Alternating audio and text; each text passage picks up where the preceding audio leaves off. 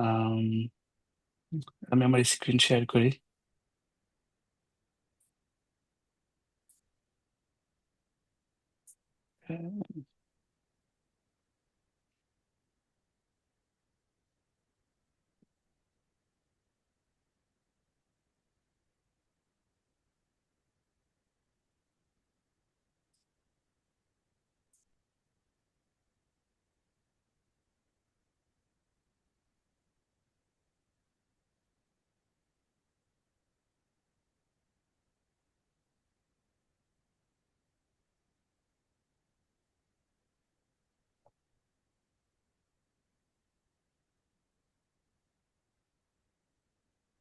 ওকে, আমি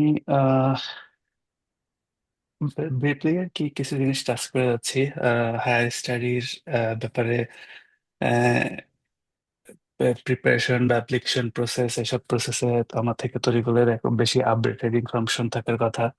তো আমি ওই দিকটা টাচ করবো না, আমি মেনলি কিছু ইউএস এর পিএইচডি লাইফ এবং ক্যারিয়ার প্রিপারেশন নিয়ে কিছু ইনফরমেশন শেয়ার করতে যাচ্ছি আর কি, আমার নিজের এক্সপিরিয়েন্স থেকে। তো এটা নিয়ে বেশি আহ, মানে এটা নিয়ে কথা বলতে চাচ্ছি, তার অন্যতম একটা কারণ হচ্ছে যে কম্পারেটিভলি যে অন্যান্য অনেক স্ট্রাকচার পিএইচডি থেকে আমেরিকার পিএইচডিটা একটু ডিফারেন্ট, কারণ এটা খুবই পিআই সেন্ট্রিক হয়ে থাকে, যে প্রফেসর ল্যাব সেন্ট্রিক। প্রফেসর এখানে ইউনিভার্সিটি খুব বেশি রোল প্লে করে না। প্রফেসর তার ল্যাব কিভাবে কোন সিস্টেমে চালাচ্ছে সেই হিসাবে স্টুডেন্টরা মেনলি এসব কিছু করে থাকে, এবং ডিগ্রির রিকোয়ারমেন্ট সবকিছু প্রফেসর টু প্রফেসর অনেক ভ্যারি করে, এবং তাদের রিকোয়ারমেন্টের উপরে সবকিছু ডিপেন্ড করে। তো যার কারণে আহ একটা মানে ইউনিভার্সিটি থেকে প্রফেসর একটা ভাইটাল রোল প্লে করে। সো সেই ব্যাপারে কিছু কাইন্ড অফ ইনসাইডার ইনফরমেশন দেওয়ার জন্যই যে কিভাবে এই রিলেশনশিপটা মেনটেন করা, কারণ 4 বছর ধরে যে মোটামুটি 4 বছর ধরে একজন প্রফেসরের সাথে সেম রিলেশন মেনটেন করাটা অনেক চ্যালেঞ্জিং। কারণ একটা পর্যায়ে গিয়ে দেখা যায় যে কিছু না কিছু বিষয়ে আহ, মতামতের ডিফারেন্স চলে আসে। যে আহ, তো আমার টোটাল ক্যারিয়ার জার্নি সংক্ষেপে এখানে দেওয়া আছে যে ফার্স্ট 12 গ্রেড আমি মাগুরাতে শেষ করছি। তারপর মাওলানা ভাসানীতে 2005, 5, 6, ভুলে গেছি, অনেক আগে হয়ে গেছে। 2005 সেশনের দিকে বিএসসি শুরু করি। এবং 2011-তে আমাদের মনে হয় রেজাল্ট হয়। তারপরে 2012 থেকে এমএসসি শুরু করি, 2014-তে শেষ হয়। এরপর এই ক্যারিয়ার জার্নিটা ডেফিনেটলি লিনিয়ার না। That means there I mean অনেক আপস এন্ড ডাউন ছিল। এর ভিতর আমার অ্যাডমিশন টেস্টের টাইম একটা বড় ধরনের ডাউন সাইড ছিল, সেটা হচ্ছে আমি আইএসএসবি এর ফাইনালে গিয়ে রিজেক্ট হয়েছিলাম। তো এটা আমার জন্য খুবই শকিং ছিল ওই টাইমটাতে। তারপর স্কলারশিপের রিজেকশনের ভিতর ছিল ইরাসমাস রিজেকশন কয়েকবার। এরপর জিআরই ইস্যু নিয়েও অনেক ঝামেলা ছিল। যাই হোক, তারপরের রিজেকশনটা সব থেকে বড় ধাক্কা ছিল যেটা, সেটা হচ্ছে আমি প্রথম আমেরিকাতে ইউনিভার্সিটি অফ নেব্রাস্কা লিঙ্কন আসি পিএইচডি করতে। সেখানে প্রফেসরের সাথে অনেক ঝামেলার কারণে আমি হচ্ছে পরে 1 বছর পরে পিএইচডি ওইটা ছেড়ে দিয়ে এনসি স্টেটে মুভ করি, কুইট করি প্রফেসরের সঙ্গে অ্যাডজাস্ট করতে না পারে। এবং এনসি স্টেটে যাওয়ার পরেও কিছু ঝামেলা ছিল, সেটা হচ্ছে যেমন ফান্ডিং ইস্যু নিয়ে। ওইখানকার ফান্ডিং সিস্টেম গুলা আহ, আহ, প্রথম বছর হচ্ছে গ্যারান্টেড ফান্ডিং থাকে, এরপর এগুলা হচ্ছে আইদার টিএ অথবা আরএ। তো আমি বেশিরভাগ সময় টিএ ছিলাম।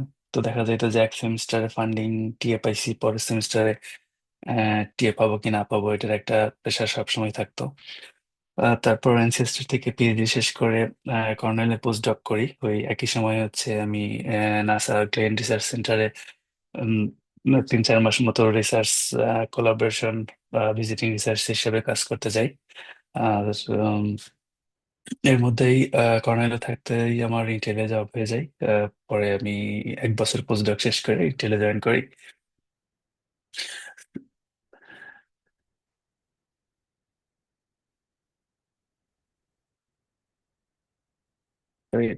সো টোটাল এই পিএইচডির এক্সপিরিয়েন্স থেকে জাস্ট আমার কাছে তিনটা জিনিস খুব মনে হয়েছে যে এটা সাকসেসের জন্য খুবই ইম্পর্টেন্ট।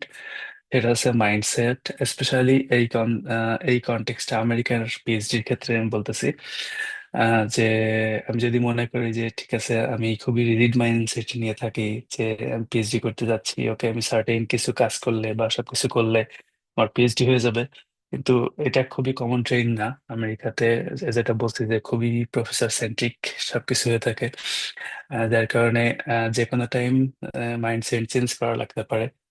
যেমন একটা প্রজেক্ট নিয়ে কাজ করতেছি, হুট করে প্রফেসর সেই প্রজেক্ট ক্যান্সেল করে দিতে পারে বা বলতে পারে যে এটা আর কাজ করতে হবে না, অন্য প্রজেক্টে কাজ করার জন্য। একই সাথে হচ্ছে যে পিএইচডির ভিতরে মানে ইউএস এর ফান্ডিংটা যেহেতু আর এ বেসড বা টি এ বেসড, তো ফান্ডিংটা এমন না যে পুরা 4 বছর পিএইচডি টাইম ধরে গ্যারান্টেড, অনেক ক্ষেত্রে থাকে, বাট এটা খুবই মিক্সড। তো সেক্ষেত্রে এই ধরনের মেন্টাল সেট আপ বা মেন্টাল স্ট্রেন্থ থাকতে হবে যে আমি প্রতিনিয়ত একটা আনসার্টেনটির ভিতর দিয়ে যাচ্ছি। একই সাথে যেটা পিএইচডির একটা মেজর কোয়ালিফিকেশন, যে আনসার্টেইন কোনো টপিক নিয়ে কাজ করা, যে কি হবে না হবে জানি না। টিপিক্যালি ইউএস এর পিএইচডির ক্ষেত্রে যেটা হয় বা আমার ক্ষেত্রে যেটা দেখছি যে প্রথম 2 বছর কি করতেছিলাম আমার কোনো আইডিয়াই ছিল না এবং খুবই ফেড আপ ছিলাম।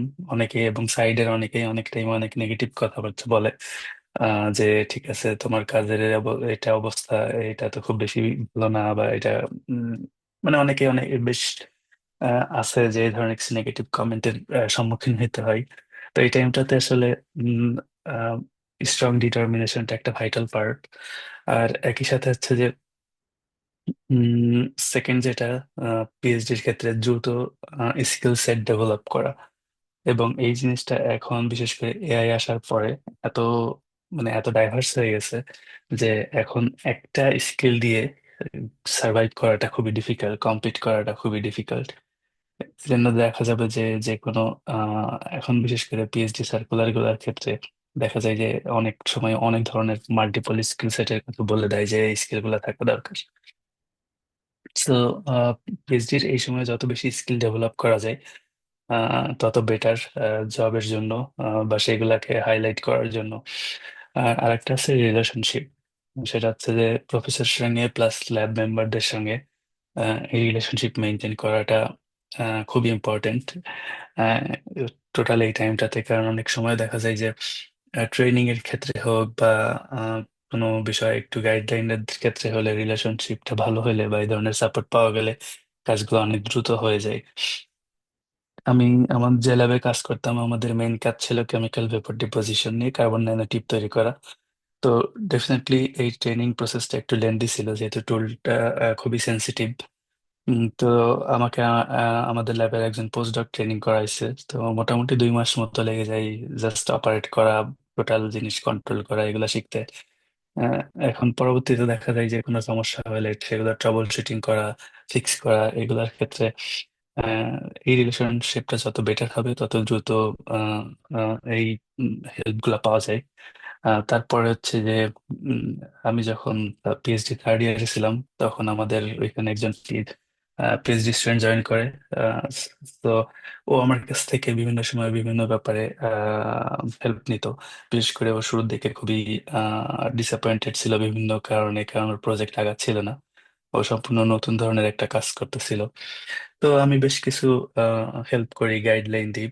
পরবর্তীতে দেখা গেছে যে আমি যখন পিএইচডি লাস্টের দিকে আমার কিছু ডেটা কালেক্ট করার দরকার ছিল বা কিছু এসিএম ইমেজ নেওয়ার দরকার ছিল, আমি ওইগুলা ওকে জাস্ট স্যাম্পল দিয়ে দিলে ও আমার ওগুলো সব করে রেডি করে রাখতো।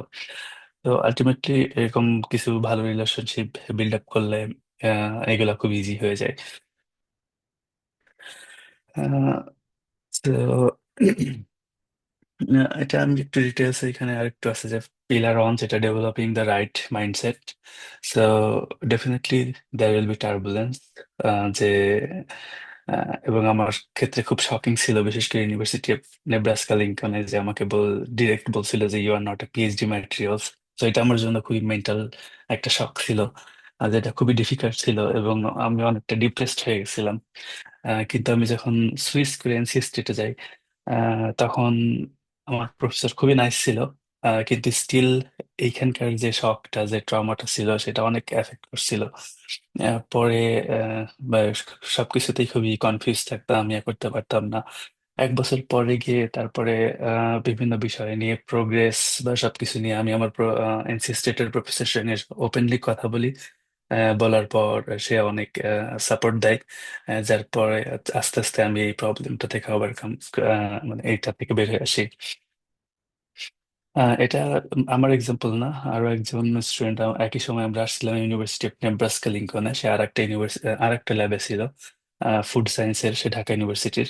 তো ওর ক্ষেত্রে যেমন যেটা হয়েছিল যে তার প্রফেসরের সাথেও একই ধরনের বিভিন্ন রকম কনফ্লিক্ট প্রতিনিয়ত এগুলা হওয়ার কারণে তারও সে ইউনিভার্সিটি চেঞ্জ করবে।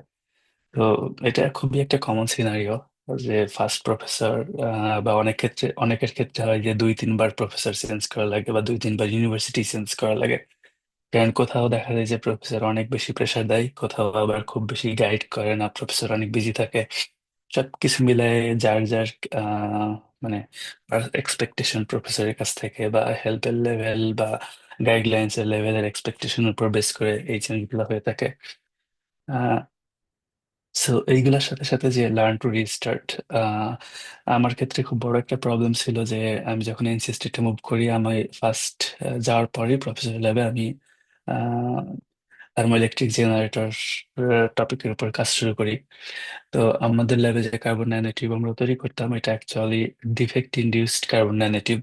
এটার মানে হচ্ছে যে এটাকে ফাইবার হিসেবে তৈরি করা যায় ডিফেক্ট ইনডিউস করার মাধ্যমে, কিন্তু টিপিক্যালি কার্বন ন্যানোটিউব হচ্ছে হাইলি ক্রিস্টালাইন, খুবই পিওর ফর্মে থাকে, যেগুলো আর কি regular high high end application use করা হয়ে থাকে। তো আমরা ওইটা দিয়ে ওয়ারেবল থার্মোইলেকট্রিক জেনারেটরের পারপাজে করার ট্রাই করতেছিলাম। কিন্তু যেহেতু এটা অত বেশি পিওর না, এটাতে অনেক ডিফেক্ট ইনডিউসড করা হয় গ্রোথ প্রসেসে। তো দেখা যাচ্ছে যে থার্মোইলেকট্রিক জেনারেটর যে প্রপার্টিস বা যে পারফরমেন্স থাকার কথা, সেটা থেকে আমাদেরটা পারফরমেন্স খুবই কম আসতেছিল। তো প্রায় 6 মাস মতো কাজ করার পর যখন কম্পেয়ার করে দেখছি যে পারফরমেন্স অনেক কম আদার ম্যাটেরিয়ালসের তুলনায়, তারপরে গিয়ে আমি আর কি বাধ্য হই যে টপিক চেঞ্জ করার জন্য। তো 6 মাসের কাজ বা যে টাইম পুরাটাই তখন কাইন্ড অফ ওয়েস্ট। তো আবার নতুন করে টপিক সুইচ করে রিস্টার্ট করাটা, এই ধরনের একটা মেন্টাল সেট আপ খুব ইম্পর্টেন্ট। আর ডেফিনেটলি কাজে ফেইলিউর থাকবে, তো রিজেকশন থাকবে। এটা হইতে পারে কোর্সের প্রেশার, যে কোর্সে পাশ করা বা ভালো গ্রেড পাওয়া থেকে শুরু করে ভালো কনফারেন্সের পেপার অ্যাকসেপ্ট হওয়া আর ভালো জার্নালে পেপার অ্যাকসেপ্ট হওয়া। এর পরবর্তী ধাপে যখন জব আসে, তখন হচ্ছে যে জবের স্টেজ আসে, তখন জবের থেকে বিভিন্ন ইন্টারভিউ থেকে রিজেক্ট হওয়া। সো এভরিথিং, মানে টোটালি ওপেন মাইন্ড থাকাটা খুব ইম্পর্টেন্ট। সো পিএইচডির একটা হিউজ পার্ট থাকে যে 80% মেন্টাল রেজিলিয়েন্স, মানে এই ডিফারেন্ট ডিসিশন গুলো হ্যান্ডেল করা, প্যাশেন্স যেটাকে বলা হয়ে থাকে যে কি, এবং তার সাথে সাথে যে টেকনিক, যে স্কিল গুলা ডেভেলপ করা হচ্ছে, এভাবে লেগে থাকাটা হচ্ছে একটা বিগ ক্রাইটেরিয়া। আর পিলার 2 যেটা বিল্ডিং স্কিল সেট, এটা ডিফারেন্ট হতে পারে। আহ, মানে আইদার রাইটিং অর স্পেশালি এখনকার টাইমটাতে ক্রস ডিসিপ্লিনারি ফ্লুয়েন্সিটা খুব ইম্পর্টেন্ট। বিশেষ করে আমি আমেরিকার জব মার্কেটে দেখছি যে জাস্ট একটা জিনিস জানলেই হয় না। আমি যেমন, আমার ক্ষেত্রে একটা বিগ পজিটিভ সাইড ছিল যে আমি ইলেকট্রিক্যালে মাইনর করি এবং স্মার্ট টেক্সটাইল নিয়ে কাজ করি, আর বাংলাদেশে নিটিং এর ভালো এক্সপিরিয়েন্স ছিল। কিন্তু একটা জায়গাতে আমার একটা হিউজ গ্যাপ ছিল এবং এখনো আছে, সেটা হচ্ছে যে আমি যখন এইসব ম্যাটেরিয়ালস এর অ্যাডভান্স অ্যাপ্লিকেশনের কথা বলি, বা অ্যাপ্লিকেশনের এক্সপিরিয়েন্স, ডিরেক্ট এক্সপিরিয়েন্স বলি, বাট এইটার কোনোটারই আমার হচ্ছে মডেলিং বা সিমুলেশনের স্কিল ছিল না, এখনো নাই। তো অনেক ইন্টারভিউতে এটা খুবই কমন কোশ্চেন ছিল যে এইটা এক্সপিরিয়েন্স আমার আছে কিনা। তো দেখছি যে এটা আসলে অনেক টাইম একটা ডিসাইডিং ফ্যাক্টর হয়ে দাঁড়ায়।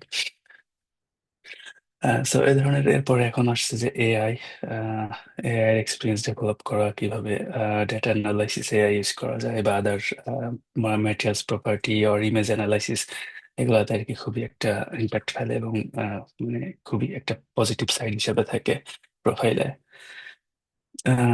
পিলার থ্রি, অলরেডি এটা নিয়ে কথা বলছে, cultivating relationship and environment. So এটা খুব ইম্পর্টেন্ট, যে টেকনিক্যাল মেন্টর, ট্রেনার তারা, অথবা টিমমেট, এদের সবার সঙ্গে কি ধরনের রিলেশনশিপ মেনটেন করা হচ্ছে, প্রফেসরের সাথে কিভাবে রিলেশনশিপ মেনটেন করা হচ্ছে, এইগুলা এই ধরনের মাল্টি ডাইমেনশনাল রিলেশনশিপটা খুব ভালোভাবে মেনটেন করতে পারাটা খুব ইম্পর্টেন্ট। আর নেক্সট যেটা হচ্ছে নেভিগেটিং সেটব্যাকস, যে সাম রিয়েল কেস স্টাডি, যেটা আমি অলরেডি ব্রিফলি বলছি। সো ডিফারেন্ট স্টেজে সেটব্যাক থাকে, অ্যাপ্লিকেশন প্রসেস থেকে, প্রিপারেশন প্রসেস থেকে শুরু করে অ্যাপ্লিকেশন, ডিউরিং পিএইচডি। তো উম, এগুলা মানে থাকবেই। এখন এইগুলাকে ওভারকাম করা বা এগুলাকে অ্যাকসেপ্ট করে মুভ করাটা হচ্ছে সব থেকে ইম্পর্টেন্ট পার্ট। এবং এই, আই মিন, ওপেন, যেটা আমি বলছি যে ওপেন মাইন্ডেড থাকাটা খুব ইম্পর্টেন্ট। যে যে কোনো সিচুয়েশনে নিজেকে অ্যাডজাস্ট করা। এটা হইতে পারে যে ফান্ডিং ইস্যু, আর প্রফেসরের সাথে ইস্যু, অথবা field shifting, I mean subject shifting, যেটা বাংলাদেশে আমরা সবাই জানি যে এটা একটা হিউজ চ্যালেঞ্জ, টেক্সটাইল থেকে অন্য সাবজেক্টে যাওয়ার জন্য। স্পেশালি আমি যখন ট্রাই করছি তখন খুবই রিজিড ছিল অন্যান্য ইউনিভার্সিটি টেক্সটাইল থেকে অন্য সাবজেক্টে যাওয়ার জন্য। উম, এখন হয়তো বা বেশ কিছু ফ্লেক্সিবিলিটি দেখি অনেক এরিয়াতে। তারপর একটা গ্রেট ছিল যে আমার এরাসমাস রিজেকশন ছিল। পিএইচডির জন্য আমি দুইবার রিজেক্ট হয়েছি মোটামুটি সেম টপিকে। পরে থার্ড টাইমে আর কি এরাসমাসের পিএইচডি স্কলারশিপটা পাই। আহ, আর ক্যারিয়ার রিডিরেকশনের যেটা, ডেফিনেটলি আমার সব প্রিপারেশন এমসি স্টেটে বা কর্নেলে, দুই জায়গাতেই আমি একাডেমিয়ার জন্য অনেক প্রিপারেশন নিছি। বাট আলটিমেটলি এক্সপিরিয়েন্সের জন্য ইন্টেলে আসছি। কিন্তু দেখা যাচ্ছে যে এখনকার সিচুয়েশন মনে হচ্ছে যে হয়তো বা আমি একাডেমিয়াতে আর রিটার্ন করার সম্ভাবনা অ্যাটলিস্ট সুন খুবই কম। তো এটা আর কি, যে ক্যারিয়ার বা আহ, কোন দিকে যাবে, বা রিজেকশনটা কেমন লাগবে, এ ব্যাপারগুলোর জন্য আর কি এই ধরনের মাইন্ডসেট বা প্রিপারেশন থাকাটা ইম্পর্টেন্ট। আচ্ছা, এরপর হচ্ছে যে আহ, এ পর্যন্ত মোটামুটি ওভারঅল পিএইচডির একটা ডিফারেন্ট আসপেক্ট, চ্যালেঞ্জ আর সিচুয়েশন। এরপরে এখন পিএইচডি টাইমে কিভাবে ইউএস এ জব গুলোর জন্য প্রিপারেশন নেওয়া যায়। আহ এর অন্যতম হচ্ছে একটা হচ্ছে যে এক্সপোজার খুব ইম্পর্টেন্ট। এক্সপোজার বলতে হচ্ছে যে পরিচিতি বাড়ানো বা লোকজনের সঙ্গে পরিচয় হওয়া, নেটওয়ার্কিং করাটা।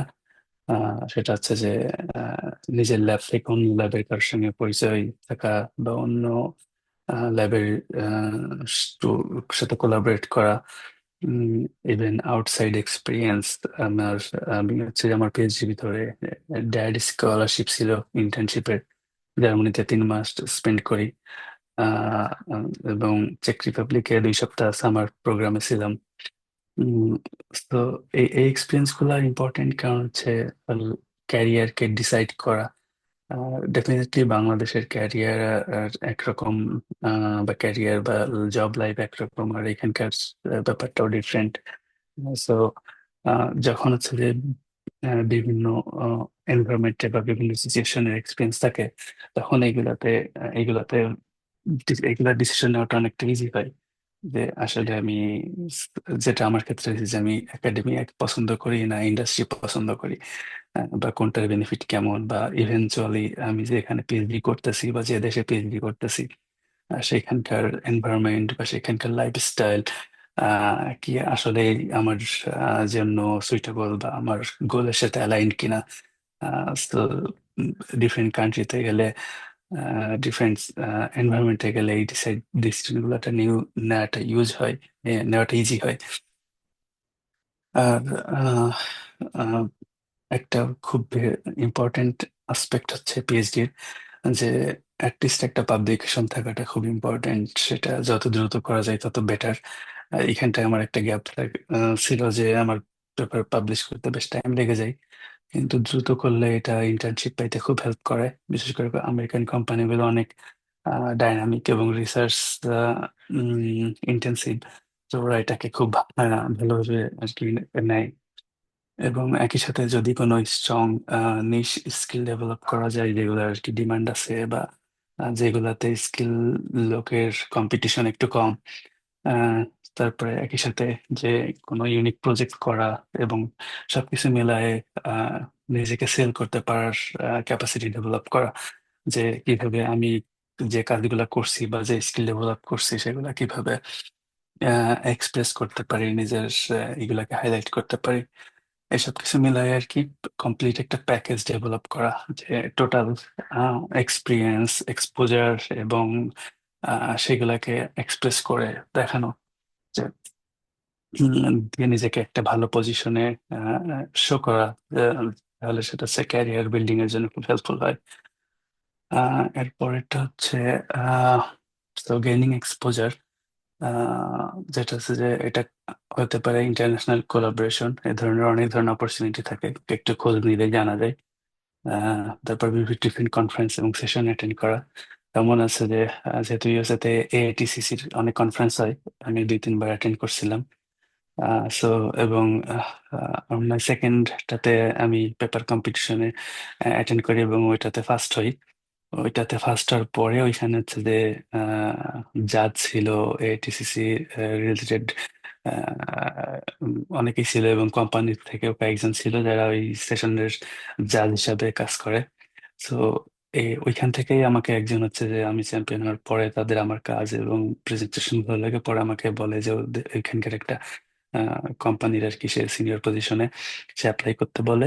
এবং পরে অ্যাপ্লাই করলে ওই জাজেরই একজন আবার হচ্ছে আমার ইন্টারভিউ নেয়, কারণ সে হয়তো ছিল ওই কোম্পানির।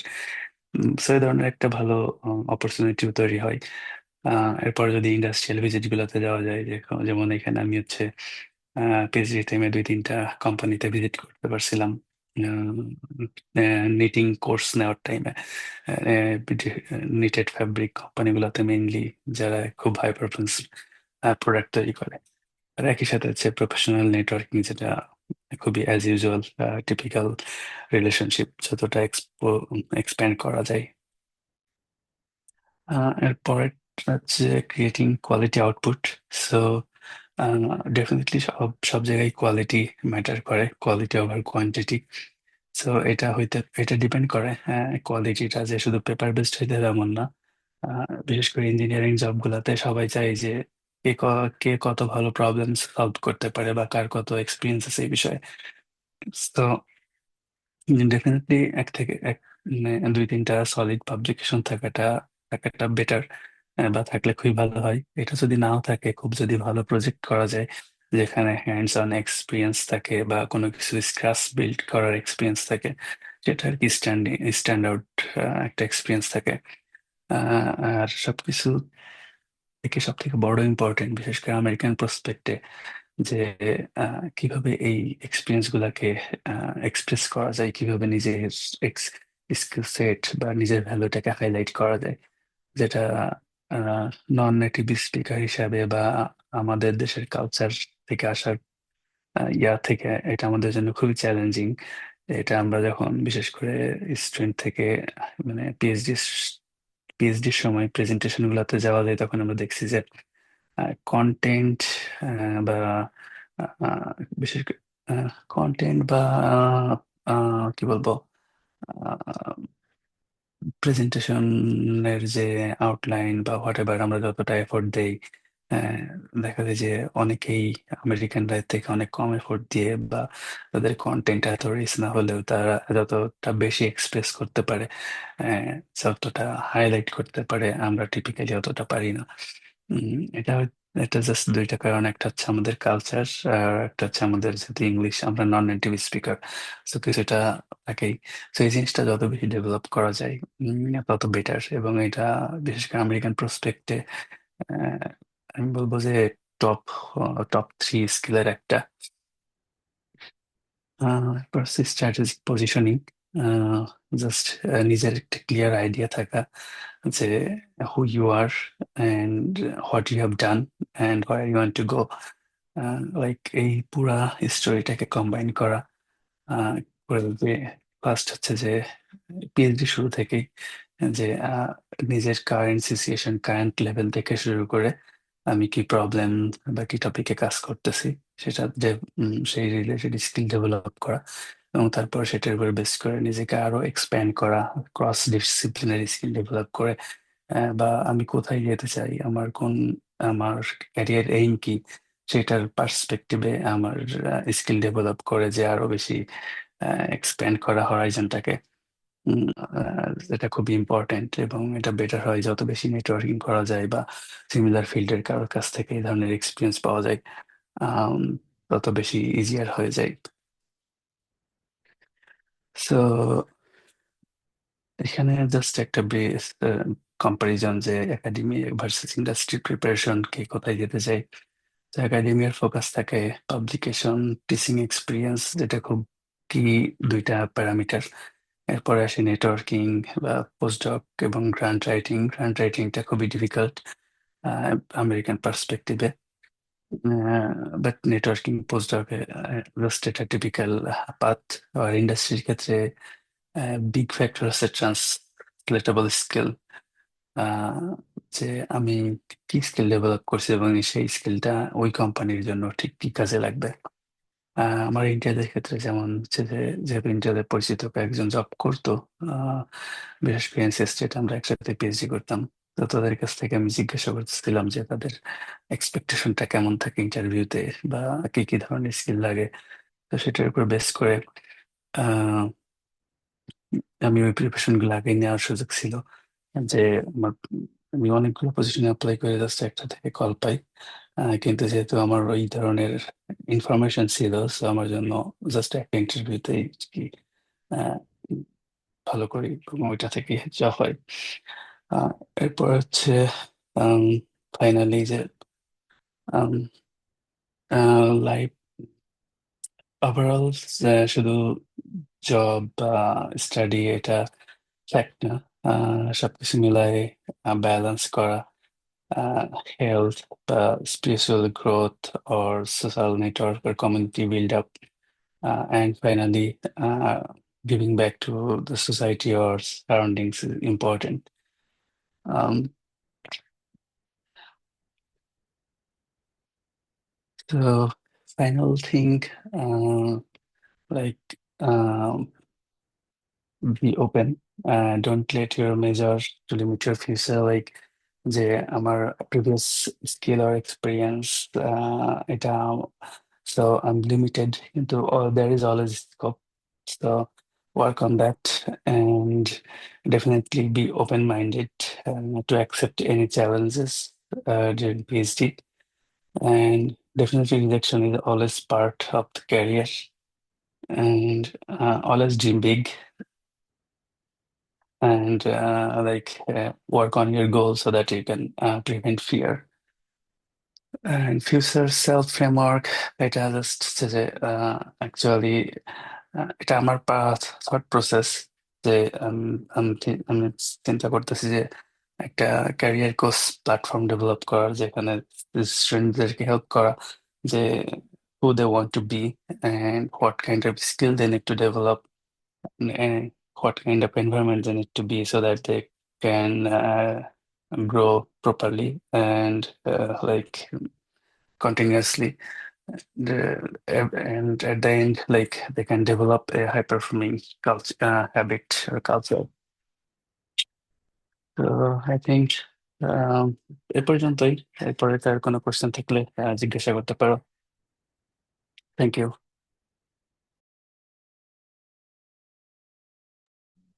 থ্যাংক ইউ মিলন ভাইয়াকে ওনার বক্তব্য দেওয়ার জন্য। আহ, অনেক ইম্পর্টেন্ট ভ্যালুয়েবল ইনফরমেশন উনি শেয়ার করেছেন। সো আমরা আমাদের ওয়েবিনার সেশনের একদম লাস্টের দিকে আমরা 10 থেকে 15 মিনিটের জন্য কিউ এন্ড এ সেশন রাখবো। তখন আমাদের যারা পার্টিসিপেন্ট আছে, কেউ যদি তার কোনো কোয়েশ্চেন থাকে, সো কোয়েশ্চেন করতে পারবে, আমাদের অনারেবল স্পিকাররা ওই কোয়েশ্চেন আনসার করবেন। তো সেকেন্ড স্পিকার তার স্পিচ শুরু করার আগে আমি আমাদের অ্যাডভাইজার সুব্রত দাদাকে আবার একটু রিকোয়েস্ট করব 1 থেকে 2 মিনিটের মধ্যে কিছু বক্তব্য দেওয়ার জন্য। আচ্ছা, বক্তব্যের কিছু নাই। তো থ্যাংক ইউ মিলন। খুবই চমৎকার মানে একটি প্রেজেন্টেশন। এবং আমিও যেহেতু 6 বছর নরওয়েতে আছি, এবং আমি একমত, আমিও এই বিষয়গুলো ফেস করছি বাই 90% কেস। হুম। যে সুপারভাইজার একটা বিগ ফ্যাক্টর, প্লাস নেটওয়ার্কিং, এবং যে স্কিলগুলা, যেমন আমরা তো টেক্সটাইল ব্যাকগ্রাউন্ড থেকে এখানে এখানে এসে মনে হয় যে আর কি মানে মূর্খ মনে হয় নিজেদেরকে অনেক কিছুতে, যে হ্যাঁ এই যেমন এআই প্লাস এই মডেলিং সিমুলেশন, এই বিষয়ে তো আমাদের এক্সপার্টিস নাই। ওকে, তো এগুলো থাকলে আরো ভালো হইতো। যাই হোক, ধন্যবাদ, মানে খুবই চমৎকার একটি প্রেজেন্টেশন। এখন আমাদের দ্বিতীয় স্পিকার মোহাম্মদ তারিকুল ইসলাম, তার কথা শুনবো। আর যারা আছো মোটামুটি হয়তো 20-25 জন আছো, আমি বলবো যে তোমরা তোমাদের ফ্রেন্ডদেরকে বলো যে জয়েন করার জন্য। হ্যাঁ, খুবই গুরুত্বপূর্ণ। এবং আম, তারিখগুলোর সম্ভবত 20 মিনিট লাগবে, এরপরে তোমরা কোশ্চেন করতে পারবা। তোমাদের জন্য যদি কোনো প্রশ্ন থাকে আমাদের এখানে লিখতে পারো চ্যাট বক্সে, প্লাস নিজেরাও সরাসরি স্পিকারদেরকে করতে পারো। ধন্যবাদ।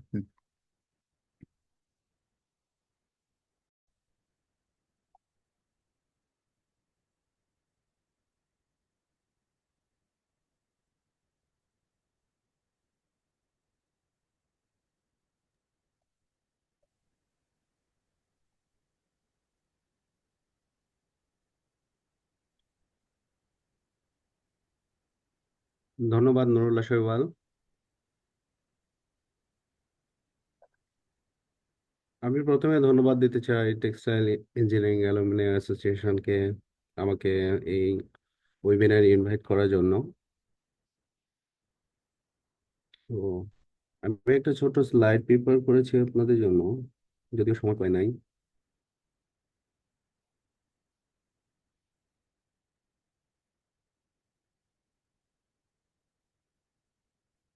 নুরুল্লাহ দেখা যাচ্ছে?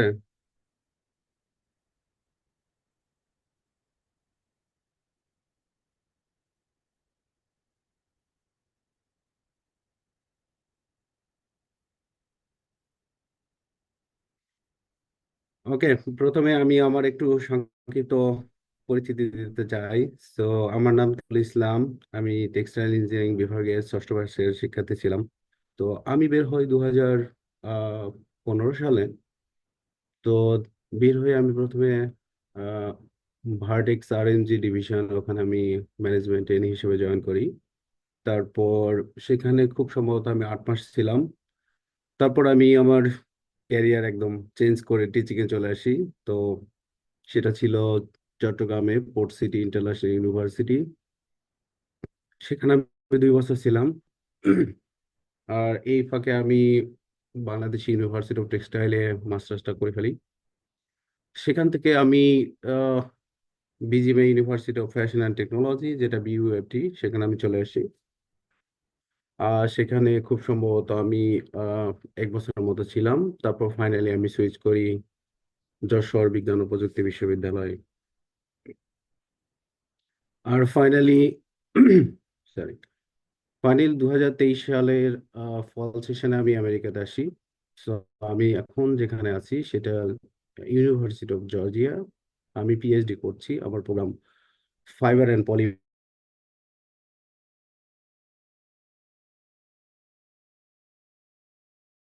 একটা হচ্ছে ফাইবার অ্যান্ড পলিমার। সো আমি যেই প্রোগ্রামে অধ্যয়নরত সেটা হচ্ছে ফাইবার অ্যান্ড পলিমার। এখন আমি থার্ড ইয়ারে আছি। তো আশা করছি আগামী বছরে আমি পিএইচডি শেষ করব। সো আমাকে যে বিষয়ে বলতে বলা হয়েছে সেটা অ্যাকচুয়ালি একটা কস্টিং সামারি, যা আমেরিকাতে যারা পড়াশোনা করে তাদের কি ধরনের কস্ট লাগে, সেই ফান্ডিং সিচুয়েশন গুলো কি রকম, এবং যারা সেলফ ফান্ডে পড়তে চায় তাদের কি নিউজ আমরা দিতে পারি, সেরকম একটা বিষয় ওভারভিউ দিতে বলা হয়েছে।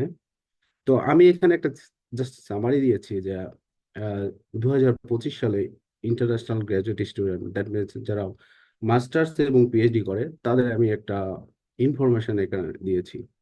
সো সো আপনারা দেখতে পাচ্ছেন যে 2025-এ টোটাল ইন্টারন্যাশনাল গ্রাজুয়েট স্টুডেন্ট যারা মাস্টার্স এবং পিএইচডি করতে আমেরিকা এসেছে তার সংখ্যাটা হচ্ছে অ্যারাউন্ড 5 লাখ, যার মধ্যে সেলফ সেলফ ফান্ডেড পড়াশোনা করছে 59%, যেটা অ্যারাউন্ড 3 লাখের মতো। আর যেগুলো যারা funded, that means fully funded পড়াশোনা করছে তাদের সংখ্যাটা হচ্ছে 36%, অ্যারাউন্ড 2 লাখ। আর আদার কিছু আছে যারা বিভিন্ন ফরেন গভর্নমেন্ট ইউনিভার্সিটি বা বিভিন্ন কোলাবোরেশন বা বিভিন্ন স্পন্সরশিপে আসে, তারা হচ্ছে 5%। তো আমি এখানে শুধু ইন্ডিয়াকে কোট করছি, কারণ আমি আমেরিকা আসার পর সবচেয়ে বেশি সেলফ ফান্ডেড স্টুডেন্ট দেখেছি সেটা হচ্ছে ইন্ডিয়া। ইভেন ইভেন আমার ডিপার্টমেন্টে বলেন বা পার্শ্ববর্তী যে কোনো ডিপার্টমেন্টে বলেন, এবং আমি যে কমিউনিটিতে থাকি ওই কমিউনিটিতে, তো আমি যেটা দেখেছি ইন্ডিয়ান স্টুডেন্ট সবচেয়ে বেশি আমেরিকাতে পড়াশোনা করে, যাদের বেশিরভাগই দেখা যায় সেলফ ফান্ডে পড়াশোনা করে। সো আমি এখানে একটা তথ্য দিয়েছি যেটা আমি ইন্টারনেট থেকে পেয়েছি, যে অ্যারাউন্ড 2 লাখ যারা টোটাল ইন্ডিয়ান থেকে এসেছে 2025 সালে, যার মধ্যে দেখেন 64,000 ফান্ডেড, আর বেশিরভাগই অলমোস্ট ডবল দেখেন তারা সেলফ ফান্ডে পড়াশোনা করে। সো আমি একটা ইনফরমেশন এখানে যারা নতুন, মানে যাদের ইচ্ছা আমেরিকাতে আসবে, আমেরিকায় পড়াশোনা করবে, সো তাদের জন্য আমি একটা এখানে কস্টিং দিয়েছি। যে ধরুন আপনারা হচ্ছে চিন্তা করতেছেন যে ঠিক আছে, আমি নেক্সট সেশনে আমেরিকা যেতে চাই, সো তাদের জন্য আমি একটা সামারি দিয়েছি কি যে কিরকম আপনাদের কষ্ট হইতে পারে। সো ইন জেনারেল আপনাকে আইএলটিএস বা টোফেল দিতে হবে, কারণ এটা হচ্ছে একটা ল্যাঙ্গুয়েজ রিকোয়ারমেন্ট, এটা ছাড়া আমেরিকাতে আপনি অ্যাডমিশন পাবেন না। সো সেটার একটা অ্যাপ্রক্সিমেট কস্ট দিয়েছি $200 থেকে $250। সো আপনাকে জিআরই দিতে হবে, যদিও জিআরইটা অপশনাল, কিছু কিছু ইউনিভার্সিটি এখনো জিআরইটাকে বাধ্যতামূলক করে নাই কোভিড এর পর থেকে। সো এটাকে আপনি অপশনাল নিতে পারেন। দেন যেহেতু আপনি জিআরই বা আইএলটিএস প্রিপারেশন নিচ্ছেন, সো আপনার জন্য একটা ম্যাটেরিয়াল বা বুক কিনতে হবে, তার জন্য একটা কস্টিং আছে। এবং আপনি যখন ইউনিভার্সিটিতে অ্যাপ্লাই করবেন, খুব সম্ভবত আপনাকে 15 থেকে 20টা ইউনিভার্সিটি চুজ করতে হবে আপনাদের ফিল্ড অনুযায়ী। তো সেই সমস্ত ইউনিভার্সিটিতে আমাদের কিছু অ্যাপ্লিকেশন ফি দিতে হয়, তো সেইটার একটা আমি রেঞ্জ দিয়েছি। দেন আপনাকে ভিসা অ্যাপ্লাই করতে হবে, সার্ভিস ফি পে করতে হবে, সেইটার একটা বাজেট দিয়েছি। দেন ফাইনালি আপনাকে এয়ার ফেয়ার টিকিট বুক করতে হবে, তার জন্য একটা বাজেট আছে। আর আমরা যখন আমেরিকাতে প্রথম আসি আমাদের হাতে কিছু ক্যাশ টাকা নিয়ে আসতে হয়, কারণ প্রথম অবস্থায় আমরা যখন আসি তখন দেখা যায় যে ওই মাসের ফান্ড বা স্কলারশিপ যেটাই বলেন এটা পেতে একটু দেরি হয়, 15 থেকে 1 মাস। সো আমরা হাতে কিছু টাকা নিয়ে আসি, সেটা আমি একটা এস্টিমেশন দিয়েছি। সো যদি আমি সাম আপ করি ইউনিভার্সিটি অ্যাপ্লিকেশন থেকে, তো মিনিমাম আমাদের $1,500 দরকার। আর যদি আমাদের ভিসা বা সবকিছু হয়ে যায় সেক্ষেত্রে আমাদের 1,500 থেকে 5,000 ডলারের মতো আমাদের একটা কস্টিং লাগে। জাস্ট আপনাদের একটা চিন্তা করার জন্য যে আমার কিরকম একটা ফান্ডিং দরকার, আমি তো আমেরিকা যেতে চাচ্ছি, আমার কি পরিমাণ টাকা লাগবে, একটা ওভারভিউ আর কি আপনাদের দিয়েছি।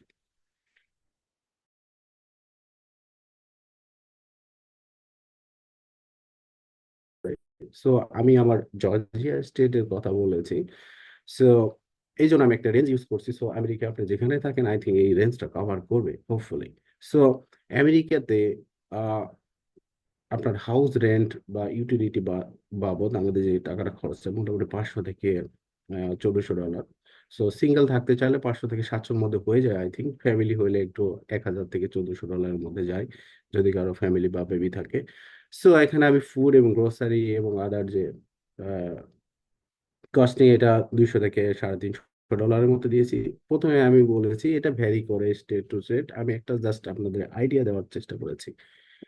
দেন লোকাল ট্রান্সপোর্টেশন এটা 40 থেকে 70 ডলার লাগে, যদিও আমেরিকার অনেক স্টেটে লোকাল যে ট্রান্সপোর্ট এটা আসলে ফ্রি থাকে। যেমন আমাদের জর্জিয়া স্টেটের লোকাল যে ট্রান্সপোর্ট এটা ফ্রি, এটা কোনো টাকা পে করতে হয় না। সো দেন আসেন ইউটিলিটি, ইন্টারনেট বা ফোন কস্ট, এটা 50 থেকে 100 ডলারের মতো হতে পারে। সো আমাদের আহ আরেকটা কষ্ট হচ্ছে হেলথ ইন্স্যুরেন্স। হেলথ ইন্স্যুরেন্স কিছু ইউনিভার্সিটি 100% ওয়েভার দিয়ে দেয়, আবার কিছু ইউনিভার্সিটি 50% দেয়। সো এইটাও ভ্যারি করে। সো সেটা একটা অ্যামাউন্ট আমি দিয়েছি।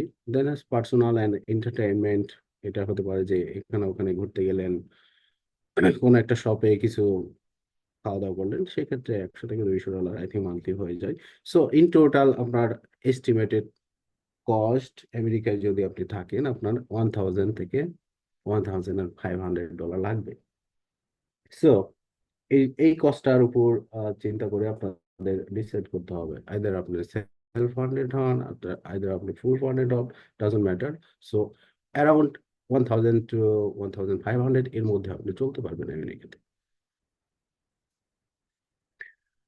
এবার আসো cost of education. So cost of education means আমাদের ইউনিভার্সিটিতে যেটা পে করতে হয়। সো এই টিউশন ফিটাও ভ্যারিস করে ইউনিভার্সিটি টু ইউনিভার্সিটিতে। সো আমি যে কস্টটা দিয়েছি এটা আমার এই জর্জিয়া ইউনিভার্সিটির জন্য। সো এখানে একটা গ্রাজুয়েট স্টুডেন্ট, দ্যাট মাস্টার্স এবং পিএইচডি, এদের জন্য যে টিউশন ফিটা দিতে হয় সেটা আউট অফ কান্ট্রি। সো সেটার অ্যামাউন্ট $29,000 পার ইয়ার। এখানে দুইটা সেমিস্টারের কথা বলা হয়েছে, একটা ফল এবং একটা স্প্রিং। এখানে সামার সেমিস্টারে কোনো ক্লাস হয় না, এবং পিএইচডি যারা স্টুডেন্ট তাদের থাকে, বাট এটাও বাধ্যবাধকতা নাই। সামারে সে অন্য জায়গায় কাজ করতে পারে, ইন্টার্নশিপ বা যে কোনো কিছু সে করতে পারে, বাট নর্মালি আমাদের সেমিস্টার ফি পে করতে হয় সামার এবং সরি ফল এবং স্প্রিং এ। সো এখানে কিছু ম্যান্ডেটরি ফি থাকে। ম্যান্ডেটরি ফি বলতে মনে করেন যে ট্রান্সপোর্ট, তারপর হচ্ছে টেকনোলজি ফি, তারপর আহ হইতে পারে যে কোনো ডিপার্টমেন্টের কোনো ফি, এরকম কিছু ম্যান্ডেটরি ফি থাকে যেটা আমাদের দিতেই হয়, সেটা আপনার সেলফ ফান্ডেড হন বা ফুল ফান্ডেড হয়, ডাজন্ট ম্যাটার। সো 150 থেকে 300 ডলারের মধ্যে যেটা থাকে। সো ওভারঅল যদি বলি যে estimated per semester, that means 4 মান্থে আপনার 15,000-এর মতো একটা কস্টিং লাগবে।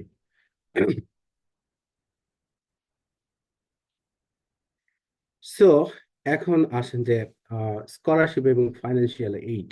সো আমেরিকাতে আমরা বিশেষ করে বাংলাদেশ থেকে যারা আমরা আমেরিকায় আসি, তার বলা যায় 90%ই আসি আমরা ফুল ফান্ডেডে। মানে ফান্ডিং ছাড়া আমরা কেউ আসতে চাই না, কারণ আমরা যেটা চিন্তা করি আমেরিকায় যাব, আমেরিকায় যে আমরা কিভাবে পড়াশোনা করবো বা কিভাবে সার্ভাইভ করবো, এই চিন্তাটা আমাদের মাথায় আছে। সো আমি দেখেছি গত গত সেশনের কথা যদি বলি, আমার সাথে অনেকের কথা হয়েছে যারা আহ, দেখা যায় 60% স্কলারশিপ পেয়েছে বা 70% পেয়েছে, তারপরে তারা আসার সাহস পায়নি। আমি যদিও তাদের পার্সোনালি কথা বলেছি, বিভিন্ন ইনকাম অপরচুনিটি গুলো দেখিয়েছি, বাট তারা কেন জানি আসেনি। মানে তারা মনে করছে যে এটা একটা অনিশ্চিত, আমরা হয়তো সার্ভাইভ করতে পারবো না। কিন্তু আসলে মনে করেন যে আমেরিকাতে আপনি যদি ফুল ফান্ডেও আসেন, তারপরে আপনাকে একটা চ্যালেঞ্জ নিতেই হবে, যেটা মিলন ভাই অলরেডি বলেছে, যে আমেরিকাতে স্টাডিটা একটা চ্যালেঞ্জ।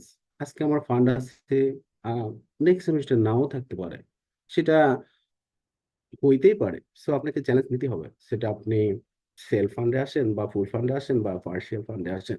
সো চ্যালেঞ্জ এটা আপনার মাথায় সব সময় থাকতে হবে।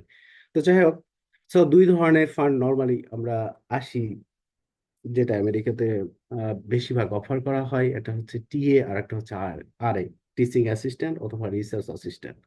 সো টিচিং অ্যাসিস্ট্যান্টটা নর্মালি এটা ডিপার্টমেন্ট অফার করে, কারণ সেক্ষেত্রে আমাকে একজন টিচারের আন্ডারে থাকতে হয়, তার হেল্পিং হ্যান্ড হিসেবে। মনে করেন আহ, বিভিন্ন কুইজ দেখা, পরীক্ষায় ডিউটি ডিউটি দেওয়া, তারপর অ্যাসাইনমেন্ট গুলো চেক করা, ক্লাস ম্যাটেরিয়াল রেডি করে দেওয়া। আবার হতে পারে যে মাঝে মাঝে কিছু ক্লাসও নিতে হয়। আর এটা টোটালি ল্যাব বেস কাজ করতে হয়। প্রফেসরের যে প্রজেক্ট থাকে, প্রফেসরের যে জ্ঞান থাকে, সেটাতে আমাকে ফোকাস করতে হয়, এবং এইটাই মেইনলি আর রেসপন্সিবিলিটি। সো আদার কিছু ফান্ড থাকে যেটা আমরা পার্টিকুলার ফান্ড বলি, যেটা আসে গ্রাজুয়েট স্কুল থেকে বা কোনো প্রফেসরের কাছ থেকে আসতে পারে বা ডিপার্টমেন্ট থেকে আসতে পারে। আবার অনেক সময় হচ্ছে টিউশন ফি ওয়েভার হয়, যে ঠিক আছে আপনাকে শুধু টিউশন ফি ওয়েভার দেওয়া হলো, আপনার আর কোনো ফান্ড দেওয়া হলো। সো এগুলোকে আমরা পার্শিয়াল ফান্ড বলি। ওকে, এখন আমরা যারা বাংলাদেশ থেকে আমেরিকা আসতে চাই, সো প্রথমত আমাদের টার্গেট থাকবে আমরা কিভাবে স্কলারশিপ পাবো, কিভাবে আমরা ফান্ড পাবো। সো এইটার জন্য আমার আসলে কি করা দরকার। তো প্রথমে তো আমাদের প্রিপারেশনের ফেজ যেটা ফার্স্ট স্টেজ, তো সেটার জন্য আমার একটা স্কোর দরকার, আইএলটিএস, টোফেল অথবা জিআরই। সো এইটা আমাদের দরকার। দেন আসেন যে আমাদের স্ট্রং এসওপি দরকার, এলওয়ার্ড দরকার। তারপর রিসার্চ এক্সপিরিয়েন্স, এটা এখনকার এখনকার ফেসে এটা খুবই একটা গুরুত্বপূর্ণ। যেমন আমি যখন আসি 2023 সালে, তখন তখন আমার সাথে কিছু স্টুডেন্ট পিএইচডি তে জয়েন করে আমাদের ডিপার্টমেন্টে, যাদের কোনো পাবলিকেশন ছিল না, জিরো পাবলিকেশন। কিন্তু তারপর থেকে যে সেমিস্টার গুলা অ্যাডমিশন হয়েছে, যতগুলো স্টুডেন্ট অ্যাডমিশন হয়েছে, প্রত্যেকের মিনিমাম 5টা থেকে 7টা পাবলিকেশন আছে, আমি যেটা দেখেছি। তো তো আমার কাছে মনে হচ্ছে এখন যুগ অনেক চেঞ্জ হয়েছে।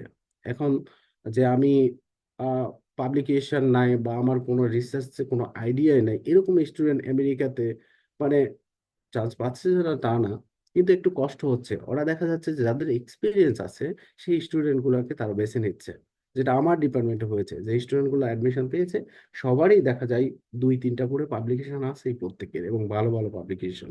যদিও বেশিরভাগ আহ, আমার ডিপার্টমেন্টে বেশিরভাগই বাংলাদেশি স্টুডেন্ট, তো তাদের পাবলিকেশন আছে, এটা বলছি এই জন্য যে তারা মাস্টার্সটা আমেরিকায় করেছে, এই জন্য তাদের 2-1টা করে পাবলিকেশন আছে। সো তারা সুযোগ পেয়েছে।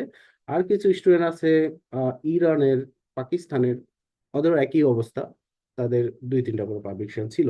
সো রিসার্চ এক্সপিরিয়েন্সটা একটু খুবই গুরুত্বপূর্ণ, যেটা আমাদের আহ, ছোট ভাই বোন যারা আছে তাদের ক্ষেত্রে যদি বলি, এটা তাদের ক্ষেত্রে খুব কম একটা অনীহা এই এই বিষয়ে খুব যে কোনোভাবে একটা পড়াশোনা শেষ করে একটা ডিগ্রি নিয়ে চলে যাই, রিসার্চ কোনো রকম একটা করলাম, যে রিসার্চ ফাইনালি আমরা কোনো পাবলিকেশন করতে পারি না। তো যাই হোক, দেন আমাদের কি দরকার, সবচেয়ে গুরুত্বপূর্ণ যেটা মোটিভেশন। এইটা আসলে খুব ভালো থাকতে হবে, যে আমি কোথায় আসলে যেতে চাচ্ছি। এটা খুব ভালো একটা মোটিভেশন দরকার আমার, যে আমি আমেরিকায় যেতে চাই, আমি আমেরিকায় পড়াশোনা করতে চাই। আহ এরকম একটা মোটিভেশন দরকার। তবে আবার এরকম করলে হবে না যে ঠিক আছে 7 দিন বিসিএস পড়লাম, 7 দিন টোফেল পড়লাম, এরকম করা যাবে না। একটা ডেস্টিনেশন ঠিক করে ওইদিকে আর কি ফোকাসটা দিতে হবে। তারপর প্রফেসর কমিউনিকেশন, এইটা দরকার, যে আমি কোন ইউনিভার্সিটিতে যাব, কোন ইউনিভার্সিটি প্রোগ্রাম আমার সাথে যায়। সো এরকম একটা ইউনিভার্সিটির লিস্ট আউট করা দরকার, 20 থেকে 25টা, এবং সেই ইউনিভার্সিটি গুলাতে কিরকম কাজ হয়, কোন প্রফেসর এই বিষয়গুলো নিয়ে কাজ করে, তো সেইটা আমাকে ফাইন্ড আউট করতে হবে। এবং সেইটা অনুযায়ী প্রফেসরদেরকে আমাকে নক দিতে হবে, তাদের সাথে কমিউনিকেশন করতে হবে। দেন ফাইনালি আমাকে একটা কমপ্লিট অ্যাপ্লিকেশন করতে হবে, একটা নিখুঁত ভাবে, যেটা আমার স্কলারশিপটাকে পাই দিতে অনেক সহজ করবে। সো এইটা গেল স্কলারশিপের যে ইনফরমেশন গুলো আমার দরকার।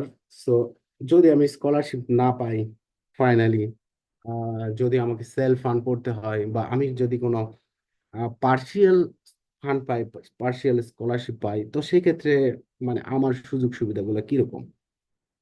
সো তাদের জন্য যেটা বলবো সেটা হচ্ছে, আমাদের ইউনিভার্সিটি গুলাতে কিছু অন ক্যাম্পাস জব থাকে, যেটা আমার ইউনিভার্সিটিতে আমি দেখেছি, বা আমি ইনফরমেশন গুলো বিভিন্ন জায়গা থেকে পেয়েছি।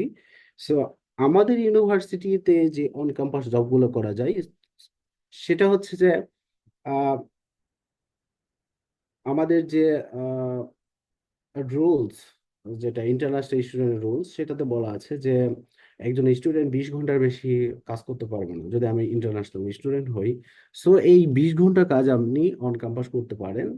সেই কাজগুলো কি কি হইতে পারে, যেমন আমাদের ইউনিভার্সিটিতে যে ডাইনিং গুলো আছে, এগুলোতে আপনি কাজ করতে পারবেন।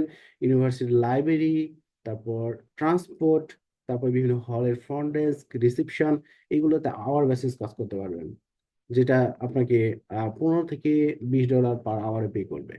এবং এই কাজ আপনি প্রতি সপ্তাহে 20 ঘন্টা করতে পারবেন। এবং এটা আই থিঙ্ক প্রতিটা ইউনিভার্সিটিতে আছে, আমার আশেপাশে যেগুলো ইউনিভার্সিটি আছে এগুলোতে এই সমস্ত কাজগুলো স্টুডেন্ট দ্বারা পরিচালিত হয়।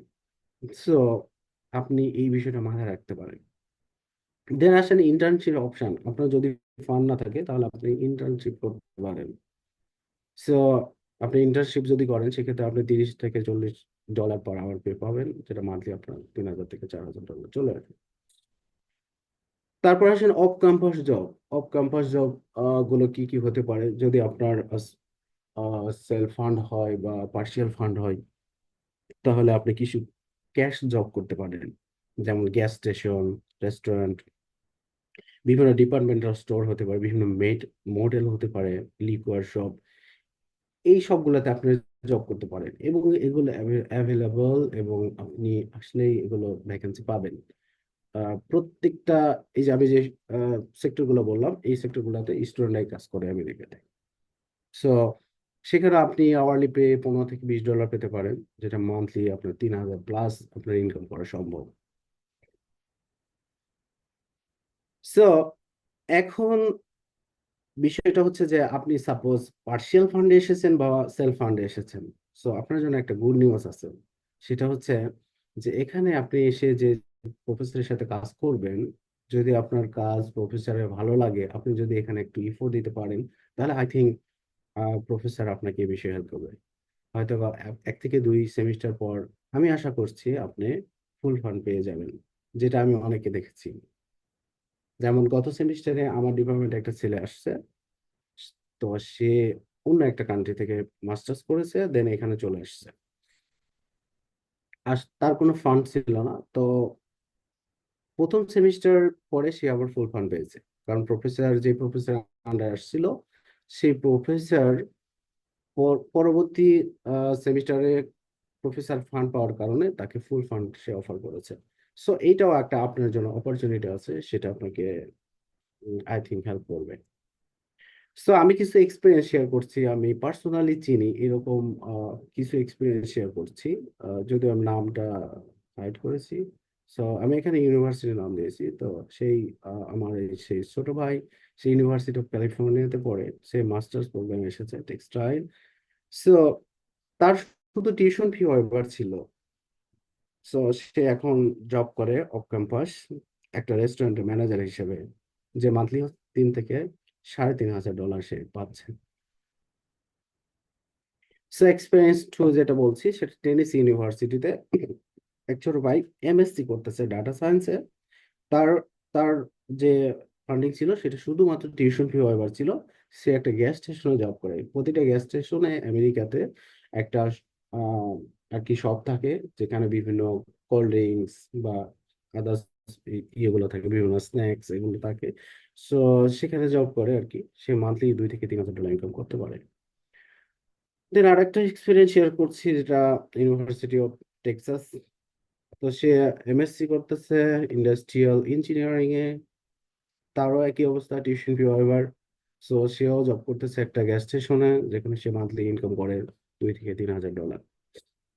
আর লাস্ট এক্সপিরিয়েন্স এটা টেক্সাসে। এই ছেলে হচ্ছে এমএসসি করতেছে ইন্ডাস্ট্রিয়াল ইঞ্জিনিয়ারিং এ, এরও শুধু টিউশন ফি ওয়েভার ছিল, বাকি কষ্টগুলো তাকে বেয়ার করতে হয়, যেমন হাউজিং বা আদার ডকুমেন্টেশন কস্টগুলো। তো সে একটা রেস্টুরেন্টে জব করে, সেও মাসে $2,000 থেকে $3,000 ইনকাম করতে পারে। So, তার স্টাডি ইজিলি চলছে। সো এখন আমি একটু আপনাদের আর ইউনিভার্সিটি রিকোয়ারমেন্ট নিয়ে বলি, যেটা আমরা হয়তো অ্যাডমিশন রিকোয়ারমেন্টে বলি। সো আমি যদি এখানে পিএইচডি করতে চাই, তাহলে আমার কি দরকার? প্রথমত আমাদের বিএসসি অথবা এমএস ডিগ্রি দরকার। তো যদিও কিছু ইউনিভার্সিটি সরাসরি পিএইচডি তে ইনরোল করে উইদাউট মাস্টার্স ছাড়া, কিছু ইউনিভার্সিটি, বাট বেশিরভাগ ইউনিভার্সিটি মানে দুইটাই প্রিফার করে, বিএসসি এবং মাস্টার্স থাকতে হবে, তাহলে তারা পিএইচডি অফার করে। তারপর আমার কি দরকার? টেস্ট স্কোর দরকার, যেটা আমি আগে বলছি, যে আইএলটিএস মিনিমাম 6.5 লাগে। সো যদি জিআরএ লাগে সেটা 300 প্লাস লাগে, যদিও এইটা ভ্যারি করে বিভিন্ন ইউনিভার্সিটি রিকোয়ারমেন্ট অনুযায়ী। দেন একই ভাবে আপনার এসওপি দরকার, সিভি লাগবে, আপনার রিকমেন্ডেশন লাগবে 3টা, আপনার রাইটিং স্যাম্পল লাগবে, রাইটিং স্যাম্পল নর্মালি পিএইচডির জন্য বলা হয়। দেন আপনার ফাইন্যান্সিয়াল ডকুমেন্ট লাগবে, আপনি যদি পার্শিয়াল ফান্ড পান বা সেলফ ফান্ড আসতে চান, তাহলে আপনার ফান্ডিং ডকুমেন্ট লাগবে, আপনাকে ফান্ড দেখাতে হবে যে আপনার পর্যাপ্ত ফান্ড আছে, এই ফান্ড দিয়ে আপনি আমেরিকাতে পড়তে পারবেন। দেন আপনার কিছু অ্যাপ্লিকেশন ফি লাগবে, যেটা আমি বলছি যে এটা ইউনিভার্সিটি টু ইউনিভার্সিটি ভ্যারি করে, কিছু ইউনিভার্সিটি $50, কিছু ইউনিভার্সিটি $100। সো এরকম ভাবে আপনার কিছু অ্যাপ্লিকেশন ফি দরকার, যেটা আমরা ডুয়েল কারেন্সি ক্রেডিট কার্ডে পে করে থাকি। তারপর ফাইনালি ওকে, তো আমার একটা ইন্টারভিউ লাগে। সো আপনি যে প্রফেসরের আন্ডারে কাজ করতে যাচ্ছেন বা যে গ্রুপে আসতে যাচ্ছেন, হয়তো আপনার একটা ইন্টারভিউ নিতে পারে, যদি এটা অপশনাল। দেন ফাইনালি আপনার ইউএস ভিসা। তো ইউএস ভিসার জন্য আপনার নর্মাল কি লাগবে, একটা পাসপোর্ট লাগবে, বিডি পাসপোর্ট লাগবে। সো যদি কোনো ইউনিভার্সিটি থেকে আপনার অফার পেয়ে থাকেন, সেটা সেলফ ফান্ডেড হোক বা সেটা ফুলি ফান্ডেড হোক, যাই হোক, আপনাকে একটা I-20 ইস্যু করবে, সেই I-20 দিয়ে ভিসায় অ্যাপ্লাই করতে পারবেন। আর আপনার একটা ফিনান্সিয়াল প্রুফ লাগবে। দেন ফাইনালি আপনাকে ভিসা ইন্টারভিউর জন্য ফেস করতে হবে। সো যদি আমি সামারি বলি আহ, আমার প্রেজেন্টেশনের। সো প্রথমত আপনাকে প্ল্যান করতে হবে যে আপনার ফিনান্স গুলো, কারণ আপনার প্রিপারেশন থেকে শুরু করে আমেরিকা আসা পর্যন্ত আপনার যে অ্যামাউন্টটা দরকার, সেটা যাই হোক, সেটা আপনাকে চিন্তা করা দরকার। দেন নেক্সট যেটা আমি বলবো, যে একটা শর্ট লিস্ট করা দরকার, এটা খুবই গুরুত্বপূর্ণ। আপনার ফিল্ডের বা আপনার কাজের সাথে যায়, বা যে কাজে আপনি আগ্রহী, আপনি আমেরিকাতে মাস্টার্স বা পিএইচডি করবেন, এরকম আপনাকে 30 থেকে 40টা ইউনিভার্সিটি একটা লিস্ট আউট করতে হবে। যে লিস্টে আপনার ইউনিভার্সিটির নাম থাকবে, ডিপার্টমেন্টের নাম থাকবে, প্রফেসরের নাম থাকবে, প্রফেসর কি নিয়ে কাজ করে সেটা থাকবে। তারপর সেখানে আইএলটিএস বা জিআরই রিকোয়ারমেন্ট কত, সেটার অ্যাপ্লিকেশন ফি কত, সেটার অ্যাপ্লিকেশন ডেডলাইন কত, এরকম ভাবে আপনাকে একটা ডাটাবেস করতে হবে। দেন আপনাকে এক্সামের জন্য প্রিপারেশন নিতে হবে, সেটা জিআরই আইএলটিএস টোফেল যাই হোক, সেটা প্রিপারেশন নিতে হবে। দেন আপনাকে কি করতে হবে, একটা সিভি তৈরি করতে হবে, একটা সুন্দর এসওপি লিখতে হবে, কারণ একটা এসওপি এটা অনেক বড় একটা, কি বলবো, অনেক বড় একটা হাতিয়ার আপনার স্কলারশিপ পাওয়ার জন্য। দেন আপনাকে সুপারভাইজারের প্রফেসরের সাথে কন্ট্যাক্ট করতে হবে, যে আপনি 30 থেকে 40টা ইউনিভার্সিটি এবং প্রফেসরের লিস্ট করছেন, তাদেরকে ইমেইল করবেন। তাদের আহ, আপনার ইন্টারেস্ট তাদেরকে শো করতে হবে, যে প্রফেসর আমি তোমার কাজগুলো দেখেছি, তোমার পাবলিকেশন গুলো দেখেছি, এবং তোমার ল্যাব দেখেছি। সো তোমার কাজের সাথে আমার কাজের আহ, মিল আছে, এবং এই কাজ আমি ইন্টারেস্টেড, বা প্রিভিয়াসলি আমি এই কাজ করেছি। এরকম ভাবে প্রফেসরকে ইন্টারেস্ট শো করতে হবে। যদি কোনো প্রফেসর ভালো লাগে, আপনার কাজ দেখে মুগ্ধ হয়, দেন সে আপনাকে ইন্টারভিউ কল করতে পারে। দেন আপনি গ্র্যাজুয়েট কোঅর্ডিনেটরের কাছে কন্ট্যাক্ট করতে পারেন, যদি কোনো আপনার ইনফরমেশন দরকার হয়, সেটা অ্যাডমিশন রিলেটেড, ফান্ডিং রিলেটেড। প্রতিটা ডিপার্টমেন্টে একদম গ্র্যাজুয়েট কোঅর্ডিনেটর থাকে, তাকে ইমেল করলে আপনারা ইনফরমেশন পাবেন। সো এর বাইরে আরেকটা বিষয়, যে অনেক ইউনিভার্সিটি যে অ্যাপ্লিকেশন যখন সেশন চলে, তখন গ্র্যাজুয়েট কোঅর্ডিনেটর ইমেল করলে তারা কিছু তারা কিছু কোড দেয় বা অ্যাপ্লিকেশন ফি ওয়াইপ করে দেয়। সো এইটাও আপনারা করতে পারেন। সো ফাইনালি আপনাকে অনলাইনে অ্যাপ্লাই করতে হবে, যখন আপনার সব ডকুমেন্ট গুলো রেডি হয়ে যাবে, আপনার সব কিছু চেক করা, মানে আপনার চেক লিস্ট ওকে, দেন আপনি যে 30 থেকে 40টা ইউনিভার্সিটি ঠিক করেছেন, এই ইউনিভার্সিটি গুলোর মধ্যে আরো একটা ফাইনাল লিস্ট করে ইউনিভার্সিটি গুলোকে সেন্ট্রালে অ্যাপ্লাই করতে হবে। তো এই ছিল আজকে আমার প্রেজেন্টেশনের অংশ। ধন্যবাদ সবাইকে।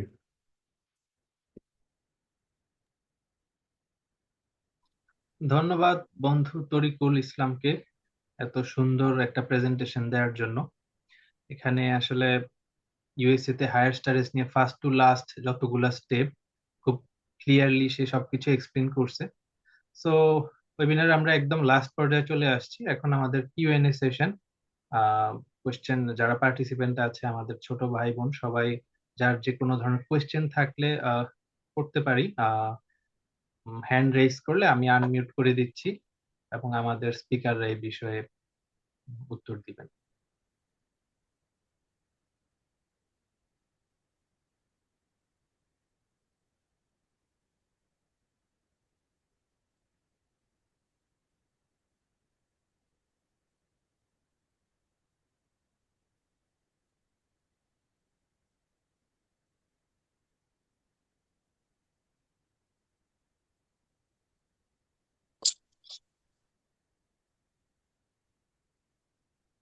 প্রশ্ন নাই কারো নাকি? হ্যালো, আহ, তারিকুল। হ্যাঁ, আমি প্রশ্ন করি। জি কারো প্রশ্ন নাই।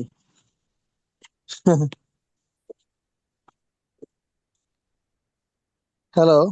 জি হ্যাঁ, ভাই। হ্যাঁ, শুনতে তো পাচ্ছি। তারিকুল, আমি প্রশ্নটা করি। আমার মনে হয় এটা আমার মতো মনে হয় অনেকেরই এই প্রশ্নটা থাকতে পারে। এটা হইতেছে আমরা দেখি যে ইউএস এর ক্ষেত্রে অনেক সময় ভিসা রিজেকশনের একটা মানে এটা শোনা যায় আর কি, যে ভিসা বা অনেক ক্ষেত্রেই দেখা যায় যে ভিসা রিজেক্ট হয়ে থাকে অনেক ক্ষেত্রেই বিভিন্ন কারণে অন্যান্য দেশের থেকে।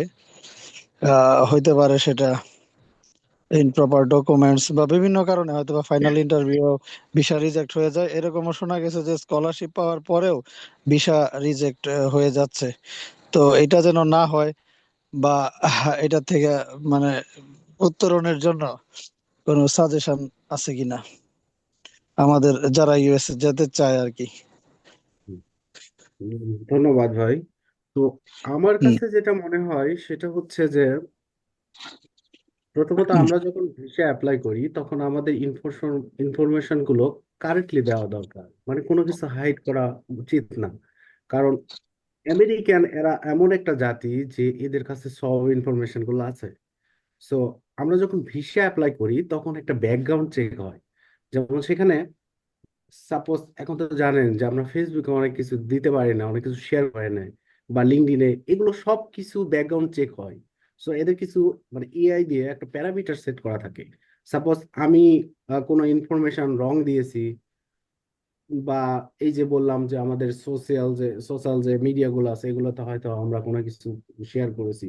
সো ওভারঅল সবকিছু চেক হয়, ব্যাকগ্রাউন্ড চেক হয়ে একটা ডিসিশন, ওদের একটা ডিসিশন ক্রিয়েট করে দেয় যে এই ছেলে আসলে আমেরিকার জন্য অ্যাসেট কিনা, বাইরে ভিসা দেওয়া যায় কিনা। সো প্রথমে আমি বলবো যে কোনো কিছু হাইড না করা, সব ইনফরমেশন গুলো কারেক্টলি দেওয়া।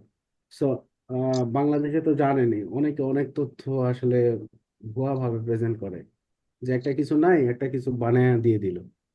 তো যেমন অনেকের ব্যাংক স্টেটমেন্ট হয়তো ভুয়া করে দিয়ে দিল, হয়তো $10,000 দেখাতে হবে, সে কারো কাছে টাকা ধার নিয়ে গতকাল ডিপোজিট করে আজকে ব্যাংক স্টেটমেন্ট নিয়ে আবার কি করলো, সে হচ্ছে ব্যাংক থেকে টাকা উইথড্র করে দিল। তো এটাও একটা কারণ হইতে পারে। সো এইটা তো লিগ্যাল না। আবার অনেকে ভুয়া ডকুমেন্ট বানায়। সো প্রথম কথা হচ্ছে ইনফরমেশন গুলো কারেক্টলি দেয়, এটা হচ্ছে আহ, মানে মেইন ক্রাইটেরিয়া। মানে নিজেকে সৎভাবে প্রেজেন্ট করতে হবে, কারণ আমি কোনো কিছু তাদের কাছ থেকে হাইড করতে পারবো না। তো এরপরে যেটা কারণ হয় সেটা হচ্ছে যে যারা ফুল ফান্ড থাকে তাদের জন্য ভিসাটা অনেক সময় রিজেক্ট হয় না। এটা মানে অনেকটা বলা যায় যে, আমি যদি বলি 95% নিশ্চয়তা থাকে যারা ফুল ফান্ডে আসে তাদের ভিসাটা হয়ে যেতে পারে, মানে কোনো রিজেকশন হবে না আই থিঙ্ক। তো যেগুলো রিজেকশন হয় সেগুলো ফান্ডিং এর কারণে, হয়তো ফান্ডিং দেখিয়েছে, আম, হয়তো শ্বশুরের দেখিয়েছে, অথবা আহ, মানে সম্পর্কটা অনেক ইয়ে, বা ফান্ডিং সেটা হচ্ছে ক্লিয়ার না। তো এই সমস্ত কারণে আই থিঙ্ক ভিসাগুলো আসলে রিজেক্ট হয়। আর তারপরেও সবচাইতে আমি যেটা বলবো সেটা হচ্ছে ভাগ্য একটা বড় জিনিস। সো আমার যদি আমেরিকায় পড়া যদি আমার ভাগ্যে না থাকে, সো আমি 1 বার 10 বার যাই করি, ওইটা আসলে হবে না। সো আমার কাছে এইটুকুই মনে হয়। তারপরে মিলন ভাই আছেন, উনি হয়তো ভালো বলতে পারবে। আচ্ছা, গোলাম রাব্বি একটা প্রশ্ন করতে চাচ্ছে।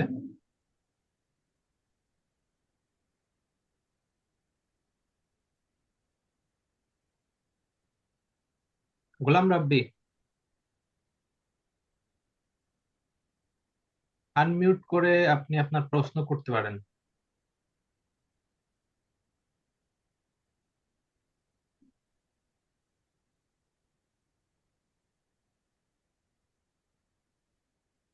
আচ্ছা, এই হইলে তুমি নেক্সট অন্য একজনকে জিজ্ঞেস করো।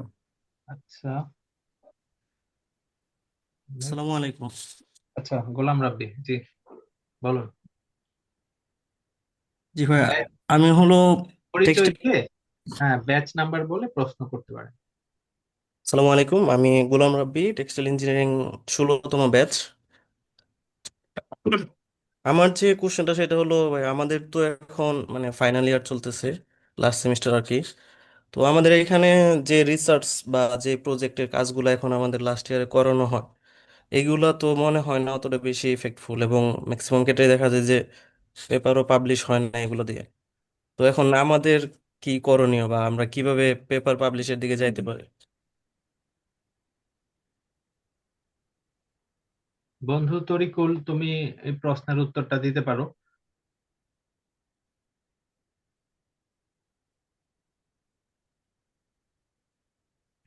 হ্যাঁ ভাই, এটা খুবই গুরুত্বপূর্ণ কোশ্চেন। তো আমাদের দেশে যেটা হয় আর কি, প্রথমত স্টুডেন্টের যেটা চিন্তা ভাবনা থাকে যে কোনো রকম ভাবে চলে যায়, এত কষ্ট করে কি লাভ। তো এরকম স্টুডেন্টরা চিন্তা করে। আর টিচারদের ক্ষেত্রে যেটা বলবো, টিচারদের আগ্রহ থাকে ভালো কাজ করানো, ভালো কিছু করানো, কিন্তু বাংলাদেশে অনেক কিছু সীমাবদ্ধতা আছে। এটা হলো একটা বিষয় যে আমি একটা কাজ করব, টেস্টিং কোথায় করব, স্যাম্পল ডেভেলপ করব। সো যেহেতু স্টুডেন্টরা এইসব চায় না, সো টিচাররাও এইসব ঝামেলায় যেতে চায় না। সো এক্ষেত্রে আমি যেটা বলবো সেটা হচ্ছে স্টুডেন্টের ফাইন্ড আউট করা উচিত, ওয়েটা ফাইন্ড আউট করা উচিত। সাপোজ আমি ন্যানো পার্টিকেল নিয়ে কাজ করব, ঠিক আছে, কোন ন্যানো পার্টিকেল নিয়ে করব, হ্যাঁ, কোথায় স্যাম্পল ডেভেলপ করব, কোথায় টেস্ট করব, এগুলো স্টুডেন্টকে খুঁজে বার করা দরকার, স্টুডেন্টকে ফাইন্ড আউট করা দরকার। সেটা সেটা আই থিঙ্ক যেগুলো বড় ভাই আছে, সাপোজ যারা অলরেডি বের হয়ে গেছে বা যারা ভালো ভালো কাজ করতেছে, তাদের কাছ থেকে ইনফরমেশন গুলো নেওয়া দরকার। নেওয়ার পর দেন সুপারভাইজারকে বা টিচারদেরকে মোটিভেট করা দরকার যে স্যার আমি এই কাজ করতে চাই, স্যার এইটা হলো মেটেরিয়াল, আমি এখানে স্যাম্পল ডেভেলপ করব, এখানে এই ফ্যাসিলিটি, এইভাবে স্টুডেন্টকে মানে মোটিভেট হতে হবে। কারণ আমি তো বললাম ফ্যাসিলিটি নাই, টিচাররা ওইদিকে যেতে চায় না।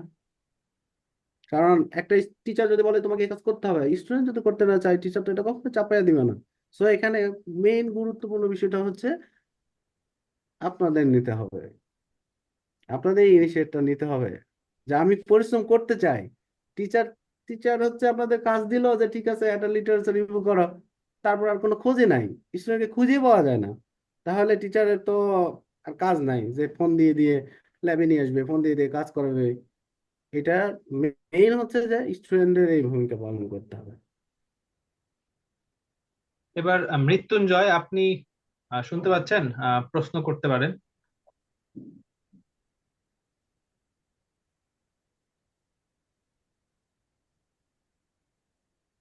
আচ্ছা। উম, সবাইকে নমস্কার এবং সালাম জানাচ্ছি। আমার খুব ভালো লাগছে যে আমার বন্ধু এখানে তরিকুল আছে এবং নুরুল্লাহ শৈবাল আছে, আর আমার পরিচিত বড় ভাইরা আছে এখানে। আশা করি সকলে সকলে ভালো আছেন। তো আমি আসলে এই অনুষ্ঠানের একটু পরেই যুক্ত হয়েছি, এই জন্য মিলন ভাইয়ের কথাগুলো আমি মিস করেছি। আহ, মানে মানে শেষেরটুকু আমি শুনেছি আর কি। এজন্য আমার প্রশ্নের উত্তরটা হয়তোবা রিপিটেটিভ হতে পারে, প্রশ্নের উত্তর আর কি। তো সেই ক্ষেত্রে আমি ক্ষমা প্রার্থী। তারপর আমি প্রশ্নটা করতেছি। সেটা হচ্ছে যে মিলন ভাইয়ের প্রোফাইলে আমি দেখতে পেলাম যে তিনি হচ্ছেন সেমিকন্ডাক্টর প্রসেস ইঞ্জিনিয়ার। তো আহ, এখানে আমি মিলন ভাইকে একটু জিজ্ঞাসা করতে চাচ্ছি যে এটা কি টেক্সটাইলের সাথে একদম সম্পূর্ণ ডিফারেন্ট কোনো ট্র্যাক কিনা, বা আপনি কোনো ডিফারেন্ট ট্র্যাকে আপনার প্রফেশনাল লাইফটা লিড করছেন কিনা? আমাদের অনেক সময় এই এই ব্যাপারটা কাজ করে যে আমরা টেক্সটাইল ট্র্যাক থেকে যদি কোনো ডিফারেন্ট ট্র্যাকে যাই, এটা অনেক সময় আমাদের সংকোচ বা ইতিবাচক নেতিবাচক বিভিন্ন রকম মতামত কাজ করে। তো আমি একটু জানতে চাচ্ছি যে এটা কি একটা সম্পূর্ণ ভিন্ন ট্র্যাকে আপনার জব লাইফ কাটছে কিনা, এটাই।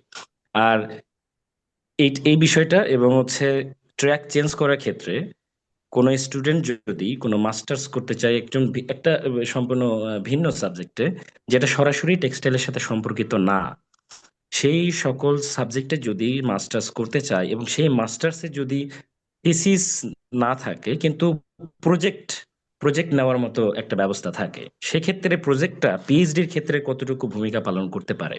আমি এই দুটো বিষয় একটু জানতে চাচ্ছি মিলন ভাইয়ের কাছ থেকে একটু। এবং মানে তরিকুল যদি সংশ্লিষ্ট উত্তর দিতে পারে, আমি তার কাছে জানতে চাচ্ছি আর কি। ধন্যবাদ। মিলন ভাই, আপনি কি আছেন? হ্যাঁ, আছে। জি। আচ্ছা, থ্যাংক ইউ প্রশ্নের জন্য। হ্যাঁ, ট্রাক শুধু ডিফারেন্ট না, এটা খুব ভয়ানক রকমের ডিফারেন্ট। ভয়ানক রকমের ডিফারেন্ট বলতে এই কারণে, কারণ এর যে এনভায়রনমেন্টে এগুলা কাজগুলা হয়ে থাকে এখানে, এই এনভায়রনমেন্ট কোনো ইউনিভার্সিটি প্রোভাইড করতে পারে না। কারণ এটা খুবই সেন্সিটিভ, খুবই ক্রিটিক্যাল টেকনোলজি। মানে যেটা বলে না যে রকেট সায়েন্সের পরের স্টেপের যে টেকনোলজি, অ্যাকচুয়ালি সেমিকন্ডাক্টর টেকনোলজিটা ঠিক সেরকম। এবং এই টেকনোলজির চ্যালেঞ্জটা বোঝানো যায় এরকম করে, যদি কাউকে আনলিমিটেড টাকা দিয়ে দেওয়া হয়, বলা হয় যে you have no limit of money for investment, এবং বলা হয় যে 2 বছরের ভিতরে একটা সেমিকন্ডাক্টর কোম্পানি এস্টাবলিশ করতে কেউ পারবে না। কারণ মিনিমাম একটা প্রোডাক্ট, মানে স্টার্টিং থেকে প্রোডাক্ট ফেজের ফাইনাল, মানে ইউজেবল ফেজে যাইতে একটা সেমিকন্ডাক্টর কোম্পানির 5 বছর লাগে। যেমন ইলন মাস্ক, তো সে হচ্ছে যে এখন প্রায় $1 ট্রিলিয়ন মালিক। সে তার কোম্পানি, তার টেসলার জন্য এরকম ফ্যাব, মানে তার টেসলা প্লাস সে রোবট ডেভেলপ করতেছে, এর জন্য প্রচুর মাইক্রোচিপ লাগবে। তো সে এরকম চিন্তা করতেছিল যে সে তার নিজের একটা ফ্যাব দিবে কিনা, সেমিকন্ডাক্টর কোম্পানি দিবে কিনা। তো সবাই বলছে, মানে সে যখন জিজ্ঞাসা করছে এটা কত টাইম লাগে, তো যখন শুনছে যে সে 5 বছর, সে বলছে যে এটা ইম্পসিবল, কারণ তার কোম্পানির জন্য লাগবে খুব আর্লি।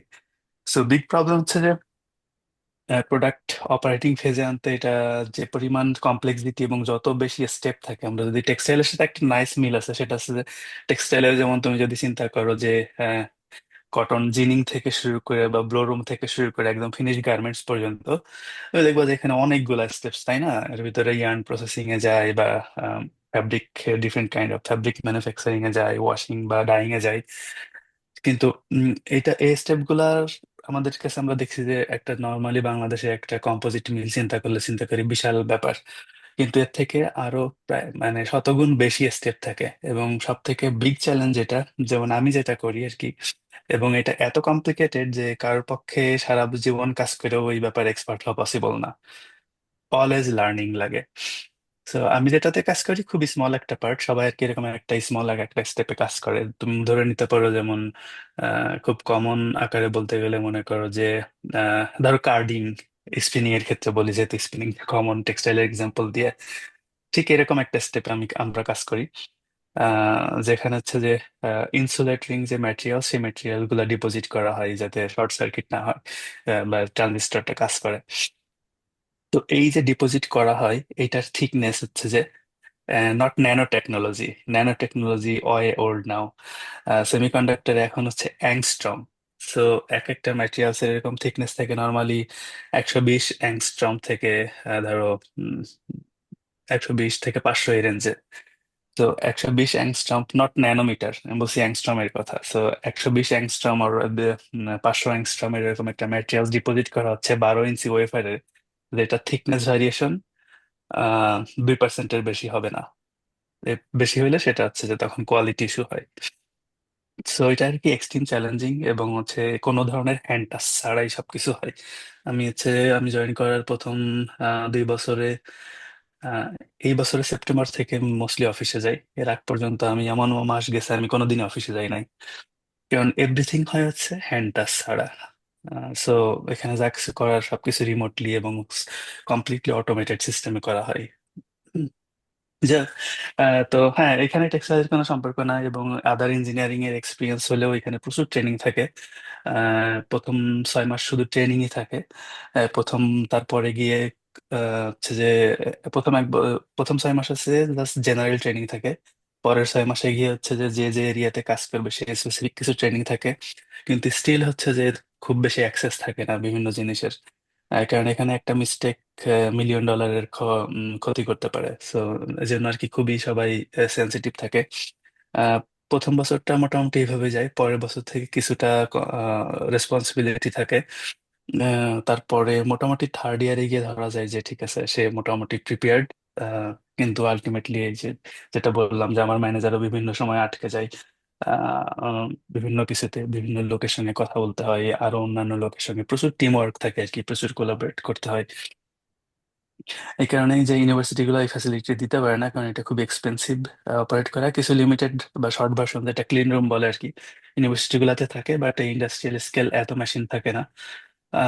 আর এটার সাথে টেক্সটাইলের কোনো সম্পর্ক নাই, totally different, not a single thing you can relate, only the manufacturing part. Textile একটা ম্যানুফ্যাকচারিং কোম্পানি, সেমিকন্ডাক্টর একটা ম্যানুফ্যাকচারিং কোম্পানি, সেম প্রেসার যে প্রোডাক্ট ডেলিভারি দিতে হবে।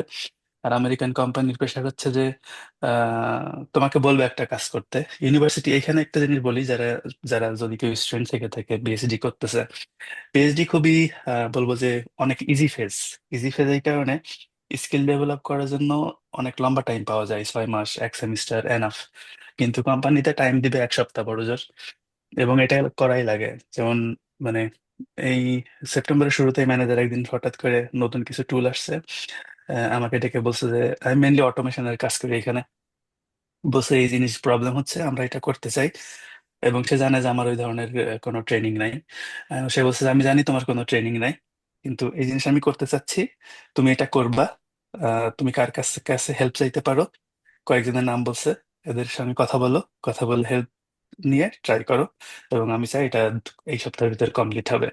আমাকে আর কোনো কিছু বলে নাই। সে এমনিতে খুবই নাইস, তার সঙ্গে আমার এমন সপ্তাহ যায় তার সঙ্গে কখনো কথা হয় না, কারণ সে জানে যে আমি আমার কাজ করতেছি। তো যাই হোক, এরকম হুট করে বলে দেয়। তো দেখা যাচ্ছে আমি আহ, কখনো এক্সএমএল কোডিং করতেছি, কখনো পাইথন রিলেটেড কাজ করতেছি, কখনো জাম্প নিয়ে কাজ, ডেটা অ্যানালাইসিস এর কাজ করতেছি। এবং ইন্ডাস্ট্রিতে এসে এই জিনিসগুলোতে না বলাটা এত ইজি না। বলা যায়, কিন্তু আলটিমেটলি ক্যারিয়ারের জন্য সেটা ভালো না। তো সবাই শিখে এবং সবাই এটা ফেস করে, এবং খুব শর্ট টাইমে শিখতে হয়, ওর যে কয়েকদিন বা কয়েক সপ্তাহের মধ্যে সবকিছু শিখতে হয়। আর যদি সুইচ করতে চাই, সুইচ করাটা এখন অনেক বেশি ওপেন এই কারণে, কারণ ক্রস ডিসিপ্লিনারি কনসেপ্ট গুলা খুব পপুলার হচ্ছে। সো মাস্টার্সে সুইচ করাটা অনেক চ্যালেঞ্জিং, কারণ যেহেতু বিএসসি তে খুব বেশি এক্সপিরিয়েন্স থাকে না। So but big thing switch করার জন্য ফার্স্ট কোশ্চেন হচ্ছে যে তুমি সুইচ করবা, তুমি অন্য সাবজেক্টে যাবা, তুমি নিজেই নিজেকে কোশ্চেন করো যে তোমাকে কেন নিবে। তোমার আইদার কোনো, তোমার কিছু থাকতে হবে, তাই না? আইদার তোমার রিসার্চ স্কিল হোক, অথবা এক্সেপশনাল ক্রেডিট, অথবা exceptional coding experience, what ever, কিছু একটা থাকতে হবে যেটাতে প্রুভ করতে হবে যে হ্যাঁ তুমি এটার জন্য সুইটেবল। সো এখন তুমি মানে এটা ডিপেন্ড করে যে তুমি কিভাবে আগাইতে চাচ্ছ। যেহেতু সবকিছু ওপেন সোর্স, প্রচুর রিসোর্স অ্যাভেলেবেল, তুমি যদি ভালো কোডিং করতে পারো, ভালো এক্সপিরিয়েন্স থাকে, দেন এটা পসিবল যে তুমি, তোমার কোনো পেপার নাই বাট তুমি বললা যে ঠিক আছে আমার গিট হ্যাবে একটা প্রোফাইল আছে, আমি এই কোডিং গুলা করছি বা এই প্রবলেম সলভ করছি, সো আই থিঙ্ক আমি আমার এই নলেজ অ্যাপ্লাই করতে পারবো। সো এইভাবে নিজেকে জাস্ট প্রুভ করতে হবে। আর সব থেকে সহজ উপায়, তরিকুল অনেক ভালো ইনফরমেশন দিছে ইয়ার ব্যাপারে, হায়ার স্টাডির ব্যাপারে। ইউএসএ হচ্ছে অনেক ওপেন, এবং ইউএস এর কোম্পানি প্রচুর ডাইনামিক। ডাইনামিক এই কারণে বলবো যে যেমন ইন্টেল এখন বেশ পেছনে কোম্পানি হিসাবে, কারণ হচ্ছে ইন্টেল একটা ভুল করছিল তাদের স্ট্র্যাটেজিতে, নোকিয়ার সাথে কম্পেয়ার করতে পারে, যে নোকিয়া অ্যান্ড্রয়েডে না গিয়ে উইন্ডোজে গেছে, Nokia market down, Nokia company kind of নাই। ইন্টেলের একটা বড় মিস্টেক ছিল, তখন হচ্ছে একটা এক্সট্রিম আল্ট্রাভায়োলেট রে টেকনোলজি ইউজ করতো অন্য কোম্পানিগুলো। ইন্টেল তখন এটা অ্যাডপ্ট করে নাই, ইন্টেল তাদের এক্সিস্টিং টেকনোলজিতেই ছিল, যার কারণে এরা গত প্রায় 10 বছর পিছিয়ে গেছে। তো আহ, এটার সাথে মানে এখন খুবই র্যাপিডলি মুভিং সবকিছু ইয়া হচ্ছে। এবং তরিকুল যেটা বলছে যে সেলফ ফাইন্যান্সে যাওয়া যায়, তো তুমি সেলফ ফাইন্যান্সে এরকম যাইতে পারো মাস্টার্সে কোনোভাবে ফান্ড ম্যানেজ করে। সেলফ ফাইন্যান্সে গেলে যে কোনো সাবজেক্টে অ্যাডমিশন পাওয়াটা অনেক ইজি, যেটা হচ্ছে যে তোমার ডিফারেন্ট সাবজেক্টে গিয়ে স্কলারশিপ পেয়ে তাদের সঙ্গে কম্পিটিশন করে স্কলারশিপ পাওয়াটা অনেক ডিফিকাল্ট। আর আমেরিকার হচ্ছে কস্ট ডিপেন্ড করে, কস্ট খুবই মানে মানে স্টেট বা সিটির উপরে অনেক ডিপেন্ড করে। এমন সিটি আছে তুমি প্রতি মাসে $500 বসবাস করতে পারবা, থাকা খাওয়া সব মিলায়ে যদি একা হও। আবার এমন সিটি আছে যেখানে তুমি $500 একটা বাসাও খুঁজে পাবা না, মানে একটা বেডরুমও খুঁজে পাবা না। সো অনেক স্ট্র্যাটেজিক হইলে মানে নিজের চোখ কান খোলা রেখে আগাইলে এই ধরনের ইয়া পাওয়া পসিবল। আর হচ্ছে আমেরিকা খুব ওপেন এই স্কলারশিপ গুলো, মানে এই অ্যাডমিশন দেওয়ার ক্ষেত্রে ওদের অত কোনো রেস্ট্রিকশন নাই যদি তুমি সেলফ ফাইন্যান্সে আসতে চাও। সো এটাই আর কি। একবার মাস্টার্সে আসতে পারলে মাস্টার্স দিয়ে জব পাওয়া যায়। আহ, আর তারপরে তো পিএইচডির অপশন থাকেই, বা আদার আদার অপশন থাকেই। ইউএস এর অপরচুনিটি হিউজ, জাস্ট তোমার একবার এন্টার করতে হবে। আই থিঙ্ক একটু বড় অ্যান্সার হয়ে গেছে, বাট থ্যাংক আচ্ছা, ইউ। অসুবিধা নেই। হ্যাঁ, আমি হাসান ধন্যবাদ। বলবো। ধন্যবাদ মিলন ভাই। তবে এখানে আরেকটু জাস্ট ক্লারিফাই হওয়ার জন্য যে বাংলাদেশ থেকে যদি কোনো কেউ মাস্টার্স করে এবং সেই মাস্টার্স যদি প্রজেক্ট মানে থিসিসটা না থাকে, প্রজেক্ট হচ্ছে করায় আর কি, সেক্ষেত্রে প্রজেক্টটা কতটুকু মানে পিএইচডি ক্ষেত্রে কতটুকু সেটা গ্রহণযোগ্য হতে পারে সেই প্রজেক্টটা আর কি। এটা একটু এটা আপনি আমি এই বললাম বিষয়ে যে এটা, বলেছিলেন। হ্যাঁ। হ্যাঁ হুম। আমি জাস্ট এর শর্টে বলি, মেন হচ্ছে তোমার ভ্যালু। রিসার্চ পেপার হচ্ছে খুব কমন একটা আর কি প্ল্যাটফর্ম, যেটা দিয়ে তুমি তোমার ভ্যালু এক্সপ্রেস করতে পারো, তাই না? যে তোমার একটা পেপার আছে, জার্নালের ইম্প্যাক্ট ফ্যাক্টর আছে, তার উপর বেস করে কাইন্ড অফ প্রফেসর জাজ করতে পারে যে তোমার ভ্যালু কতটুকু। কিন্তু তুমি যদি ইঞ্জিনিয়ারিং এ চিন্তা করো, ইঞ্জিনিয়ারিং এর ভ্যালু শুধু রিসার্চ পেপারে না, ইঞ্জিনিয়ারিং এর ভ্যালু তোমার যেটা বললাম প্রবলেম সলভিং এ। মনে করো যে তুমি নিটিং মেশিনের, যেমন ফেসবুক প্রচুর টেক্সটাইল ইঞ্জিনিয়ার হায়ার করে, মেটা ওদের রিয়ালিটি ল্যাবে, বা অ্যাপোলো অনেক হায়ার করে। আহ, আহ, তো এদের মেইন গোল থাকে যে মানে এইসব জবগুলোর যেমন মেইন রিকোয়ারমেন্ট থাকে হচ্ছে তুমি যে প্রোডাক্টটা তৈরি করবা, ওরা তো প্রোডাক্ট ডেভেলপ করে, সেই প্রোডাক্টের সিমুলেশন করতে পারো কিনা, সেই প্রোডাক্টের ফেইলার অ্যানালাইসিস করতে পারো কিনা, যে এই প্রোডাক্টটা তুমি এই ম্যাটেরিয়ালস প্রপার্টি দিলাম, এই ম্যাটেরিয়ালসটা এইভাবে পারফর্ম করবে। তুমি যদি এই ক্যাপাসিটি ডেভেলপ করতে পারো, এখন তুমি যদি মনে করো যে ঠিক আছে আমি পুরা নিট স্ট্রাকচারের ডিফারেন্ট জিওমেট্রি অ্যানালাইসিস করতে পারি, সেগুলো সিমুলেট করতে পারি, যে আমি যদি ফ্লোট স্টিচের জায়গায় টাক স্টিচ দেই, আমার এক্সটেন্সিবিলিটি এতটুকু চেঞ্জ হচ্ছে, এখন আমি যদি এই ম্যাটেরিয়াল চেঞ্জ করে এইটা দিই, এবং তুমি সেটা যদি শো করতে পারো যে লং টার্মে সেটার অ্যাব্রেশন রেজিস্ট্যান্স কেমন হচ্ছে, যেহেতু প্রোডাক্ট গুলা রিয়েল লাইফে ইউজ হয়, তাই না? ডেইলি টু ডেইলি ইউজ হয়, যেমন এয়ারপড গুলা বা যে অ্যাপলের, এগুলা প্রতিদিন সবাই এক্সটেন্সিভলি ইউজ করতেছে। এখন এটা যদি 2 দিন পরে কালার নষ্ট হয়ে যায়, বা এটার যদি তোমার হচ্ছে যে সফট ফ্যাব্রিক বা সফট পলিমার গুলা থাকে, সেগুলা যদি ডিগ্রেড হয়ে যায়, তাহলে তো এটা তো মানে ওদের চলবে না। তো তুমি যদি এরকম ভাবে তোমার ভ্যালু দেখাইতে পারো প্রজেক্টের মাধ্যমে, যে ঠিক আছে আমি এই প্রবলেম সলভ করছি, মনে করো তুমি নিট ফ্যাব্রিকের প্রচুর ফল্ট আছে, তুমি ভালো একটা সফটওয়্যার ডেভেলপ করলা ইমেজ অ্যানালাইসিস করে ফল্ট গুলাকে অটোমেটিক ডিটেক্ট করার জন্য, যেটা তুমি এটাকে, যেটা আমি আর কি আমার প্রেজেন্টেশনে বলছিলাম যে সেল করা। তুমি যদি এরকম একটা সফটওয়্যার ডেভেলপ করতে পারো যে নিটেড ফ্যাব্রিকের, আমি জানি যে এই ধরনের সফটওয়্যার কিছু আছে, কিন্তু তুমি একটা নিউ ডেভেলপ করে বললা যে আমারটার এফিসিয়েন্সি এত বেশি, এত বেশি ভালো অ্যাকুরেটলি, মানে এত অ্যাকুরেট, এত পার্সেন্ট অ্যাকুরেটলি সে ডিটেক্ট করতে পারে, এবং সে আরো ফার্দার অ্যানালাইসিস করতে পারে যে নেক্সট স্টেপ কি হবে, বা এগুলাকে কমিউনিকেট করতে পারে, ডেটা ট্রান্সফার করতে পারে, then better than a research paper. Okay, thank you very much ভাই। ওকে, এই পর্যায়ে আমি সৈয়দ হাসান মাহমুদকে বলবো যে আমার কোশ্চেনটা বলার জন্য। জি, আসসালামু আলাইকুম ভাইয়া। আজকের ওয়েবিনারটাতে এসে খুব ভালো লাগলো। আমাদের দুজন ভাইয়া অনেক ভাবে তাদের এক্সপিরিয়েন্স গুলো শেয়ার করেছেন। তো আমার কোশ্চেনটা একটু এন্ট্রি লেভেলেরই, মানে আমার মতো যারা পিএইচডি বা হচ্ছে হায়ার স্টাডিজ জন্য অ্যাপ্লাই করতেছে। তো মানে আমরা এখন বাংলাদেশে আছি, আমরা হয়তো বা আইএলটিএস এর প্রিপারেশন নিচ্ছি বা আমাদের রিসার্চ পেপার গুলো গুছাচ্ছি বা কিছু রিসার্চের কাজ করতেছি। এই মুহূর্তে আমরা আমাদের বেসিক আর কি কি স্কিল গুলো হচ্ছে ডেভেলপ করলে ভালো হয়, যেমন অনেকে বলে যে সিমুলেশন শিখে যাও, অনেকে বলে পাইথন বা আর ল্যাঙ্গুয়েজ বা এই টাইপের কোনো কিছু শিখে গেলে ভালো হয় পরবর্তীতে। মানে আমি চাচ্ছিলাম যে ম্যাটেরিয়াল সায়েন্সে যদি আমরা মুভ করতে চাই যারা, তাদের জন্য কি কি ধরনের স্কিল বাংলাদেশ থেকে একটু বিগিনার লেভেলের হলেও এক্সপিরিয়েন্স নিয়ে গেলে ভালো হয়। প্লাস হচ্ছে মানে আমাদের রিসার্চ প্রপোজালটা আসলে কেমন হলে ভালো হয়। আমাদের অনেকেরই দেখা যাচ্ছে কিছু কিছু পাবলিকেশন আছে হয়তো ম্যাটেরিয়াল সায়েন্সের কিংবা টেক্সটাইল ইঞ্জিনিয়ারিং এর, এবং ওগুলোর সাথে অ্যালাইন করে কিভাবে রিসার্চ প্রপোজালটা আসলে প্রফেসরকে টার্গেট করলে ভালো হয়, এই ব্যাপারটা যদি ক্লিয়ার করা যেত। জি ভাইয়া। মিলন ভাই, আপনি এই প্রশ্নের আনসারটা করলে ভালো হয়। তোমরা করতে হবে, মানে কাকে প্রশ্ন করবা ওইটা বলে দিবা যে আমি হ্যাঁ, মানে মিলনকে বা তারিকুলকে করতে চাই। হ্যাঁ, ঠিক আছে। জি মিলন ভাইয়া, বলতে পারেন মিলন ভাইয়া। তুমি কোশ্চেনটা আবার একটু রিপিট করবা শর্টে? উম, জি ভাইয়া, মানে কি কি ধরনের স্কিল গুলো আর কি বাংলাদেশ থেকে ম্যাটেরিয়াল সায়েন্সের জন্য আমরা যদি যেতে চাই, তাহলে হচ্ছে দেশে বসে আর কি আমরা কি কি স্কিল বা কি সফটওয়্যারের কাজ বা সিমুলেশন এগুলো শিখতে পারি বা বিগিনার লেভেলের স্কিল অর্জন করতে পারি, প্লাস হচ্ছে আমাদের রিসার্চ প্রপোজালটা ইফেক্টিভলি কিভাবে হচ্ছে তৈরি করা যেতে পারে।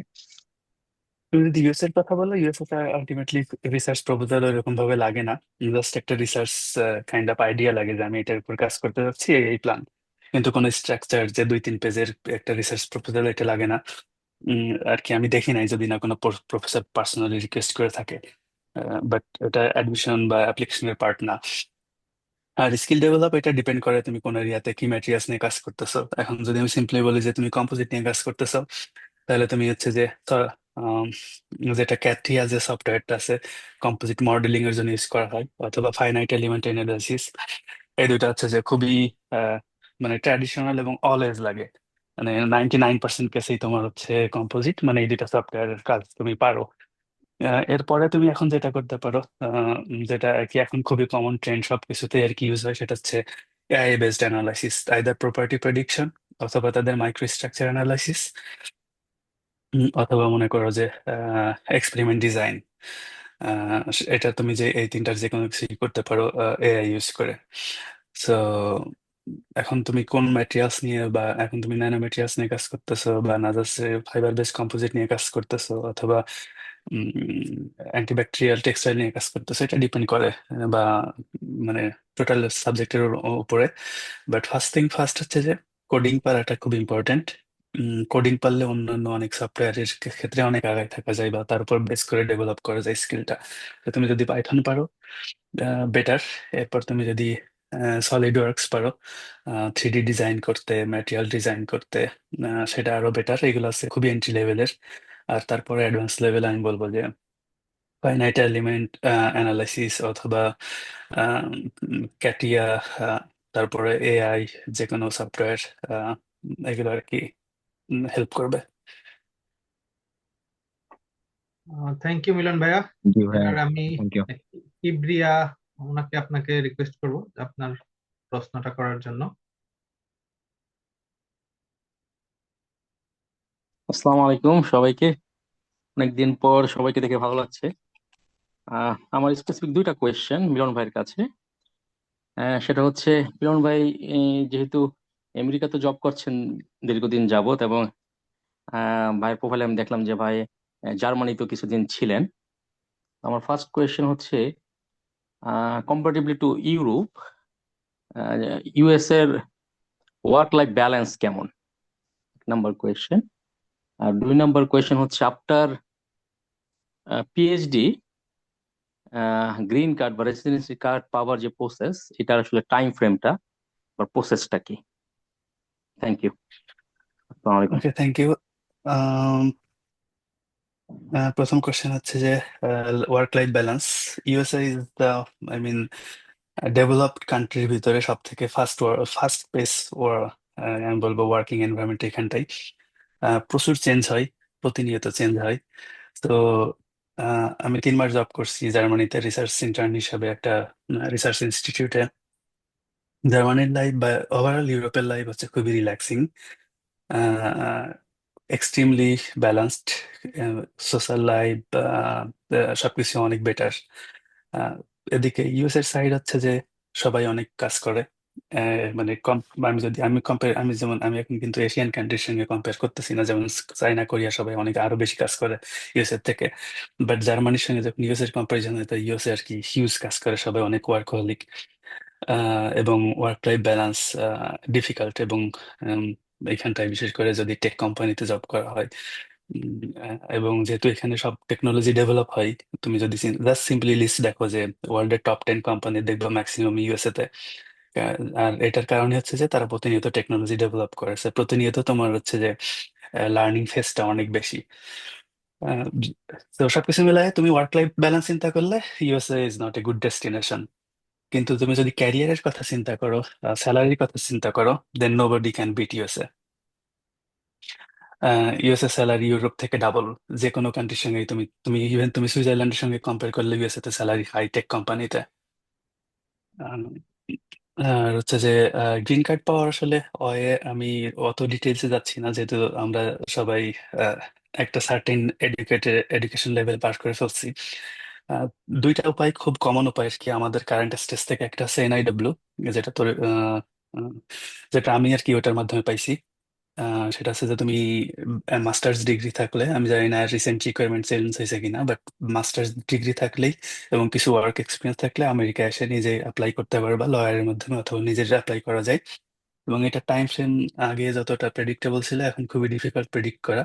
বাট ধরে নিতে পারো যে মোটামুটি 2 বছর মতো, 2 বছর বা 3 বছর লাগতে পারে পুরা প্রসেস কমপ্লিট হইতে, depending on application priority deadline. আর একটা হচ্ছে যে জব পাইলে জবের মাধ্যমে কোম্পানিগুলো অ্যাপ্লাই করে। সেটার মাধ্যমে ওইটা হয়, ওইটার টাইম লাইন ওইরকম সবকিছু মিলাই 2-3 বছর লেগে যায় গ্রিন কার্ড পাইতে। আগে যেটা খুবই ফাস্ট ছিল, আগে 6 মাসে বা 10 মাসে পাওয়া যেত, কিন্তু এখন প্রসেসটা একটু স্লো হয়ে গেছে। I think I answer year question. ঠিক থ্যাংক আছে। ইউ ভাই। আমার একটা প্রশ্ন আছে দুইজনকে, মিলন এবং তারিকুল, মানে বাংলাদেশি আর কি, যারা মানে নত- বর্তমানে হয়তো নিয়ম চেঞ্জ হয়েছে তাই না, ট্রাম্প প্রেসিডেন্ট আসার পরে। এখন আমাদের মানে বাংলাদেশিদের জন্য আসলে ওই গ্রিন কার্ড বা এই ধরনের ইটা কি, মানে ভবিষ্যতে কি হইতে পারে, ঠিক আছে, এটা একটু জানার জন্য।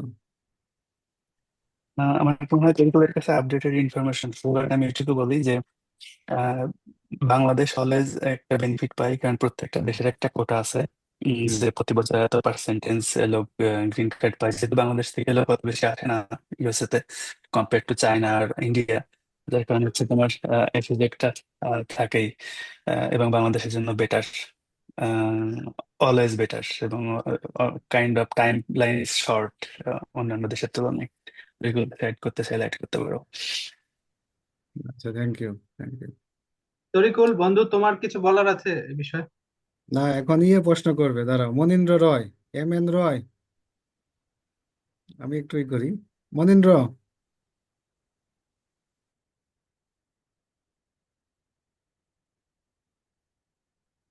আহ, আমার প্রশ্ন হচ্ছে, আমি হচ্ছে প্রচুর মেইল করতেছি, কিন্তু আমি সেরকম কোনো রিপ্লাই পাচ্ছি না। জাস্ট যেমন যে প্রফেসরদের ফান্ড নেই তারা আমাকে রিপ্লাই দিচ্ছে, বাট যাদের ফান্ড আছে তারা আমাকে কোনো কিছু রিপ্লাই দিচ্ছে না। মানে আমার আসলে কথায় একটা ভুল হচ্ছে। আমি হুম, সেটাই আসলে এইটার উপায়টা যদি একটু দুজনেই বলতেন যে ইফেক্টিভলি আমি কিভাবে করতে পারি। যেমন আমি যেটা করি, আমি প্রফেসরের প্রোফাইলে যাই, তার কাজগুলো দেখি, আমার কাজের সাথে আমার এক্সপিরিয়েন্সের সাথে সেটা ম্যাচ করার চেষ্টা করি এবং সেভাবে তাকে মেইল করার চেষ্টা করি। তো তাতে দেখা যাচ্ছে যে আমি রিপ্লাই পাচ্ছি, বাট সেটা মানে পজিটিভ না। সো আমি যেমন গতবার অ্যাপ্লাই করছিলাম অল্প কয়েকটা ইউনিভার্সিটিতে, মানে টেক্সটাইল থেকে আমি যদি অন্য কোনো স্ট্রিমে অ্যাপ্লাই করি সেক্ষেত্রে সেন্ট্রালি আমি এর আগে কয়েকটাতে করছিলাম, 8 থেকে 9টা, তো কোনোটাতেই আমার হয়নি। শুধুমাত্র আইওতে আমার 50% হয়েছিল, আমি সেখানে যেতে পারিনি। বাট এবার যেটা, এবার আমি সেরকম কোনো অ্যাপ্লাই করিনি বা আমি এরকম কোনো রিপ্লাইও পাচ্ছি না। আসলে টেক্সটাইল ব্যাকগ্রাউন্ড থেকে আমার মতো অল্প রিসার্চ পেপার নিয়ে আমাদের আসলে করণীয়টা কি, এটা একটু জানতে চাচ্ছিলাম দুজনের কাছে। যদিও তরিকুল অলরেডি আমার বন্ধু, সে চলে গেছে এবং শেষ করে ফেলতেছে পিএইচডি, সেই তুলনায় আমি এখনো অল্প ক্ষীণ আশা নিয়ে আছি। সো ওভারঅল আমি একটু বিলের ভাইয়ের কাছ থেকে শুনতে চাচ্ছি। Thank you.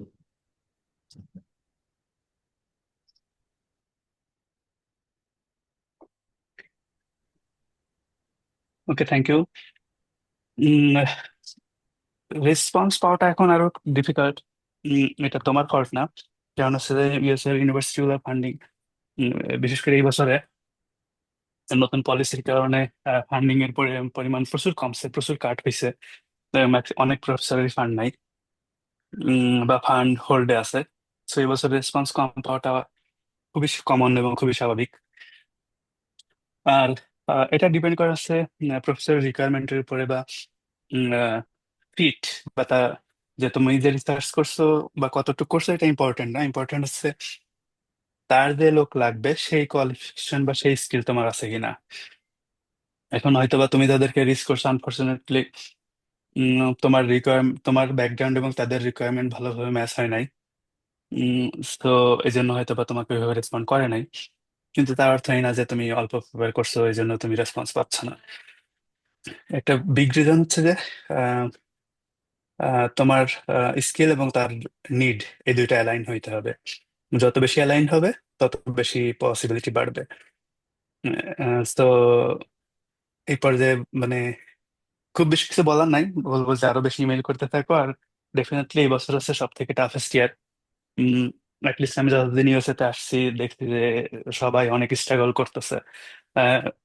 ইউনিভার্সিটির পরিচিত কিছু ফ্রেন্ড বা সিনিয়র ভাইরা আছে যারা ইউএস এর বিভিন্ন ইউনিভার্সিটি ফ্যাকাল্টি, তাদের ফান্ড টান্ড আটকে আছে।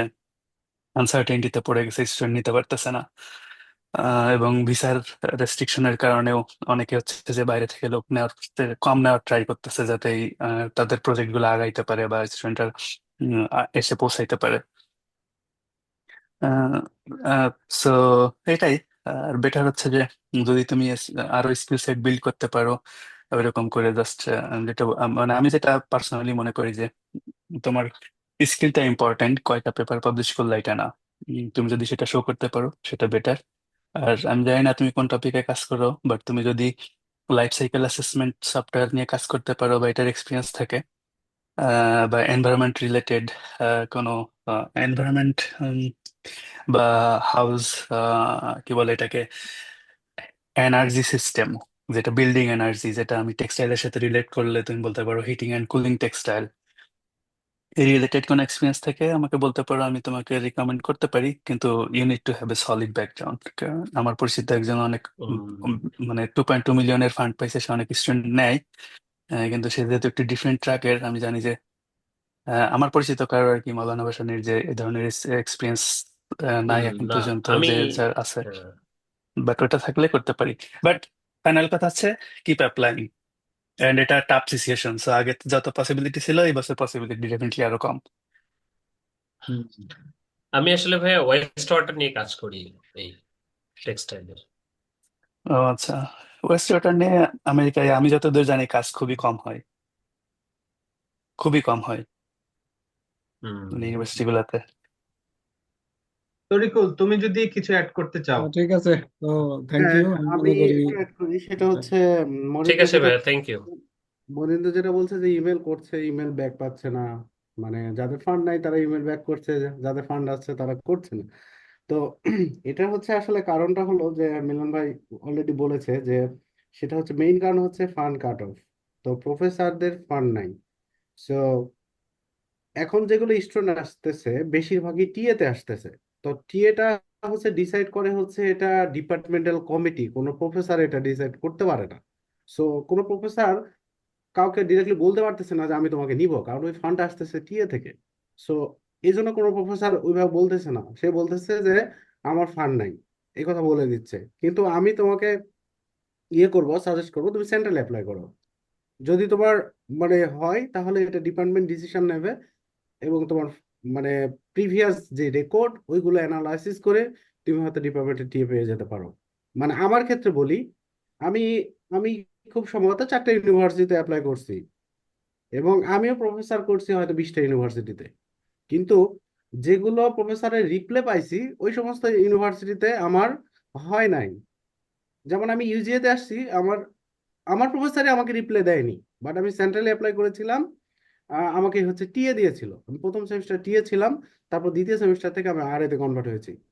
সো আমি পরামর্শ দিব, রেসপন্স পাও বা না পাও, তুমি অ্যাপ্লাই করে দাও সেন্ট্রালি। এখন বিষয়টা হচ্ছে যে যে সমস্ত হুম, প্রফেসরের ফান্ড আছে তারা রিপ্লে কেন দিচ্ছে না? তার মেইন ব্যাকগ্রাউন্ড হচ্ছে যে তোমার ব্যাকগ্রাউন্ডের সাথে তাদের মিলছে না। এটা হচ্ছে মেইন কারণ। তারা হচ্ছে স্টুডেন্ট ঠিকই নিচ্ছে, এবং তারা বেছে বেছে নিচ্ছে, যার বেশিরভাগই তারা আমেরিকাতে মাস্টার্স করেছে। এই সমস্ত স্টুডেন্টকে তারা প্রায়োরিটি দিচ্ছে। যেমন আমার ডিপার্টমেন্টে হচ্ছে 3জন বাঙালি আসছে, 3জন বাঙালি আমেরিকায় মাস্টার্স। সো তাদের ব্যাকগ্রাউন্ডের সাথে প্রফেসরের ব্যাকগ্রাউন্ড বেশি ম্যাচ করে। সো তাদেরকে তারা নিচ্ছে। সো দ্যাটস ওয়াই তোমাকে রিপ্লাই দিচ্ছে না। সো মিলন ভাই যেটা বলছে যে এখন যেগুলো ফান্ড অ্যাভেলেবল সেটা বেশিরভাগই হচ্ছে এনার্জি, সাস্টেনেবিলিটি, এইগুলো হচ্ছে এখন বেশি ফান্ড আছে। সো যদি এই সমস্ত ব্যাকগ্রাউন্ড নিয়ে তুমি ফোকাস করতে পারো তাহলে আই থিঙ্ক তুমি প্রফেসরের রিপ্লাই পাবে। বাট আমি পরামর্শ দেব সেন্ট্রাল অ্যাপ্লাই করতে। আশা ওকে করি। ঠিক ওকে ঠিক আছে। ওকে, সেই থ্যাংক ইউ। তাহলে আমাদের প্রশ্নোত্তর পর্ব আমরা শেষ করলাম। এই পর্যায়ে আহ সুব্রত দাদা কিছু কথা বলবে আমাদের অ্যালামনাই প্রোগ্রাম নিয়ে। আচ্ছা। হ্যাঁ, ধন্যবাদ মিলনকে, অসংখ্য ধন্যবাদ সময় দেওয়ার জন্য, প্রায় হয়তো 2 ঘন্টা। তারিকুলকেও ধন্যবাদ। তো আসলে আমাদের প্ল্যান ছিল, যেমন নুরুল্লাহ হ্যাঁ হ্যাঁ, রেকর্ড টু দিস কম্পিউটার, হ্যাঁ এই যে আপনার রেকর্ড হইতেছে হ্যাঁ, এখন না, পরে নোটিফিকেশন। করো, এগুলা পরে আবার কাটতে হবে। হুম। এটা ওই রেকর্ড দিয়ে দিলে আপনার মানে রেকর্ডিং যখন কমপ্লিট হবে, আপনি যখন জুম মিটিংটাকে ইন্ড করবেন, তখন দেখবেন যে আবার আধা ঘন্টার মতো লাগবে এই পুরো ফাইলটাকে কম্পাইল করতে। মানে লোড হইতে থাকবে আস্তে আস্তে আস্তে আস্তে করে। নুরুল্লাহ শৈবাল and সুব্রত